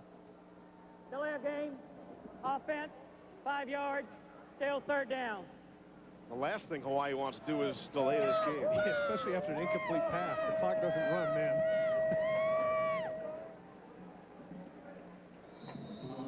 Now the play clock is running. They need to reset it. Now it's at 25. Here I'm thinking that they might as well call the same play. Hand off to Weaver, get him in the middle of the field, or the hash mark that Hannon prefers. Let the clock continue to run, kick the field goal, go up by, you know, nearly 2 touchdowns. From here, a field goal attempt would be 35 yards. They give it to Weaver, just as you suggest. And a quick call for a timeout by Oregon State. And they have just 1 timeout left. Hannum's field goal attempt when we come back. Eric Hannon on to attempt the 35-yard field goal, and it is good. And they'll celebrate some more here in Hawaii with 2 minutes and 58 seconds to play here in the 4th quarter. And Hawaii has opened up a 13-point lead. We told you it's been 35 years since Oregon State was in a bowl game. Well, it hasn't been nearly as long for Hawaii, but still, there's been an absence. Got to go back to the 1992 Holiday Bowl, where Michael Carter was able to hook up with Derek Branch for 53 yards in the score. The Rainbows took care of Illinois 27-17. I'm thinking that this particular win, though, has to derive a lot more satisfaction. I know that was very exciting that year for Hawaii. I believe they had 10 wins that season. But to come off of 0-12, you know, arguably the worst, I mean, really, let's be honest, arguably the worst team in Division I football last year. 118th out of 118 teams in offense. June Jones comes in, did what he did. Now, in fairness, obviously, Fred Von Offen's players, a lot of the people that he had recruited, but he implements the offense, the defense playing well, and certainly at this point, Steve, would appear to end on an amazing note. 9 wins and a bowl victory. Just unbelievable. June Jones certainly has to help recruiting. The fact he's kind of a Hawaii guy, a player, former assistant coach here. But players want to play in this offense, I got to believe. Wide receivers and quarterbacks, why wouldn't you want to play in this offense? And even offensive linemen. As the kick is nearly fumbled, but recovered by Robert Prescott. And a good second effort by Prescott to get it out to the 19-yard line. ESPN's bowl coverage will continue on Tuesday with the Sylvania Alamo Bowl, featuring the matchup between Jopa's Penn State Nittany Lions and the Aggies of Texas A&M. The 30th time in 34 seasons that Coach Paterno has led Penn State to a bowl game. Penn State, Texas A&M, the Sylvania Alamo Bowl, ESPN.com, a part of the Go Network, go.com. Yeah, well, what's he done from the other 4 years? Huh? Exactly right. Oregon State will see what they have left in the tank with 2 timeouts and 2:47 on the clock. Here's Smith to throw, and he found a seam with 3 or 4 green shirts around his one receiver, Robert Prescott, able to make the catch for 14 yards. Now, here's the thing that's maddening if you're the offensive coaches for Oregon State. You see Jonathan Smith make a throw like that, and you say, man, this guy's got a future. He's going to be great. And then turn around and miss 6 in a row when you got guys wide open. But youth will be served. And don't forget that there are 8, as the ball gets batted away, there are 8 returning starters on offense for Oregon State, so they're not going away anytime soon. I think Dennis Erickson really has something good established there in Corvallis. Matt Paul able to knock that pass away. Both Smith and Simonton, Steve, are sophomores. A lot of great games ahead for them. Oregon State had a record season in a number of ways, had a record attendance this year at home, better than 32,000. So really looking at 2 programs that are definitely on the upswing here. And that pass is dropped by Maurer. Maybe his 3rd drop of the game, the tight end. And once again, Smith with a nice touch there, delivers the ball right on the hands. It's the ball that Maurer needs to come up with. Drops and penalties have been big problems for Oregon State. And really that's surprising, Steve, because in this day and age of contemporary football where you spend so much time on the passing game, that should be one of the better parts of your game because that's something you can do year-round, quarterbacks and receivers. But Oregon State this year has really struggled with their receiving core. As Larry Beal, B-E-A-L, pointed out, SportsCenter is coming up next. Jonathan Smith. But this play will be dead. Dropped. Steve. Offensive line moved. LeJay will not get credit for the sack. I'm trying to think. Is that the same spelling? Jennifer Beals, right? Doesn't she have that spelling? I don't think there's any relation. All right, to the snap. Really? False start. Offense. But I think it's B-E-A-L, right? B-E-A-L. Third down. I mean, they're both kind of flash dances, huh?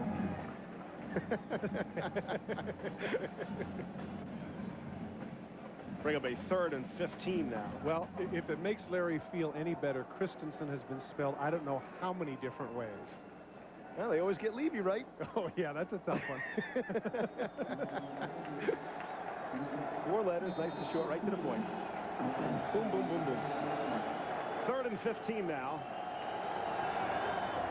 Getting 2 big scores is Oregon State. Here's Smith. Got some time, found a man. He's got Prescott complete, and he'll get out of bounds at the 42. And I'm sure they're saying back at Oregon State, where's that play been all game? Pick up a third. Now, part of the reason it was so effective is Hawaii opts to rush 3 guys that time, and that gave Smith plenty of time to sit back and watch. Here come the 3 rushers. Plenty of time. Sits, drills the ball right on the money to Prescott, able to break a tackle and get out of bounds and buy some time. But again, there's Smith with the good arm, putting it right on the money. 1st and 10 now.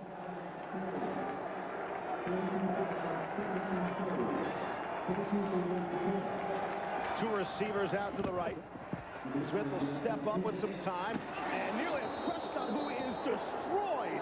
Robert Prescott is blown up as he has his helmet and mouthpiece knocked from him. Looks like Flex Armstrong, the perfect name for a hitter like that, made the big stick.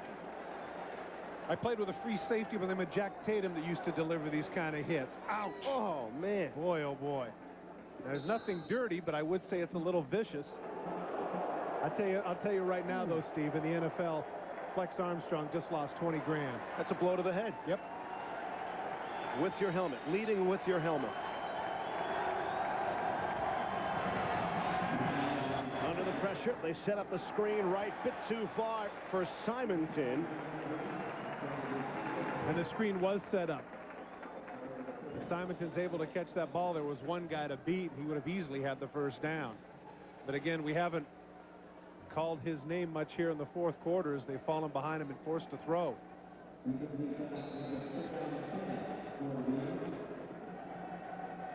If he stays healthy. What are the chances? Another Heisman in Corvallis in 2001? What do you think? 3rd down and 10 now. Here's Smith. Steps up and fires, and it is complete across the middle. That time to Monjero Jones, I believe the first catch for the junior all night. And of course, the clock stops. As fans are well aware in college football, once they get the first down. So if Oregon State can get the ball in the end zone here, they'd have a shot at an onside kick, and maybe, who knows. And 1 timeout remaining for the Beavers. Here's Smith. Complete. And out of bounds, Roddy Tompkins. Tompkins didn't hold on to it. Incomplete pass. I don't know who the saddest guy is in the stadium, but that's certainly one of the top 5 is my guess, along with parents.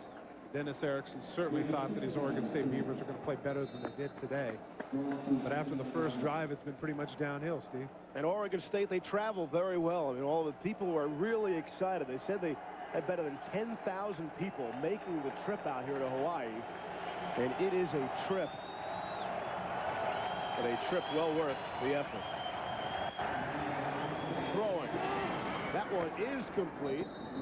Made the move to get an extra yard or 2 per coach, but let's get out of bounds. It's a good idea. He spun to the out because everybody's thinking, yeah, he's going to go out of bounds. He spun to the inside, thought about it, realized he was trapped, able to use his big body to get out of bounds anyway. That was heads up. 16 yards to Percoats. 88, that's a good sports number. My father always told me to get double digits because people remember double digits. Yeah, what happened then? I don't know. No, I asked for it. I asked for 44 when I was in the pros. They said, no, you got to wear 46. I said, okay. A lot of great players wear 46. A lot of skilled position guys. Handoff. Simonton. Touchdown. It's a great call by Tim Lopano. Terrific call. Throwing all the way down every single play. Suddenly you go with the draw play. Everybody has their back turns because they're in man-for-man coverage. Simonton goes in standing up. 13 yards on the score, and don't go anywhere, folks. Still a minute 27 left in this one. Oregon State does have a timeout remaining, and they can cut their deficit to 6. If Ryan Seska can hit the extra point. He's 1 for 4 in field goals here tonight. But he's able to put the extra point through. We've got ourselves a 6-point ball game. Minute 27 left in the 4th. An 81-yard drive in just a minute 31. It's capped off by Ken Simonton's touchdown. Now he wonders if his special teams can get him the football back. 4 5 into the heights.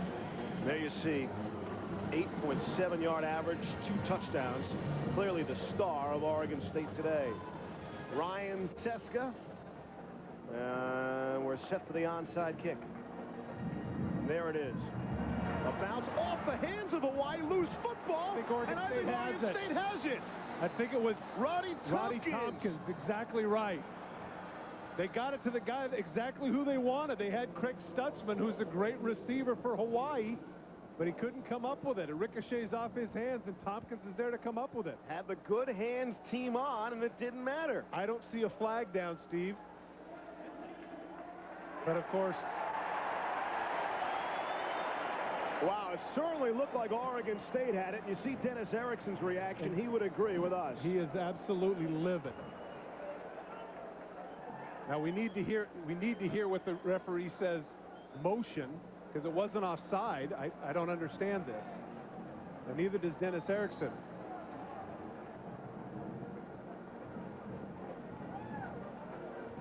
We're being told it is offside against the kicking team. It would be the 14th penalty on Oregon State, and obviously the most damaging.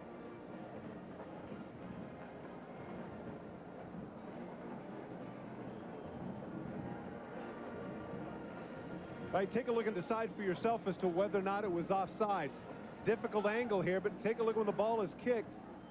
Man, I don't think so. Man, it looks like everybody's behind the 35 there, Steve. I think Hawaii got a break. Wow. It so rarely works. What are the odds it could work again? Seska will try. And now the ball doesn't go 10 yards. Goes out of bounds. And the flag flies. Wow. What a finish we could have had on a close call. And Dennis Erickson will be taking that back with him on the plane, those emotions. And Dennis... And once again, there's another flag on the field. What a surprise. I think he's got a beef there. We have a procedure against a kicker. A kicker kicked untouched going out of bounds. Well, by rule, they'll take the spot at the spot it went out of bounds. First down, Hawaii. 15th penalty against the Beavers. Well, as I pointed out, I think Dennis Erickson has a beef, but again, you know, as many calls that have been made today, that certainly was a crucial one. Beavers can only stop the clock once with a timeout, and that's what they will do now. They use their last timeout right there. But I think even Dennis Erickson would have to concede that his team has been thoroughly outplayed here in the second half by Hawaii.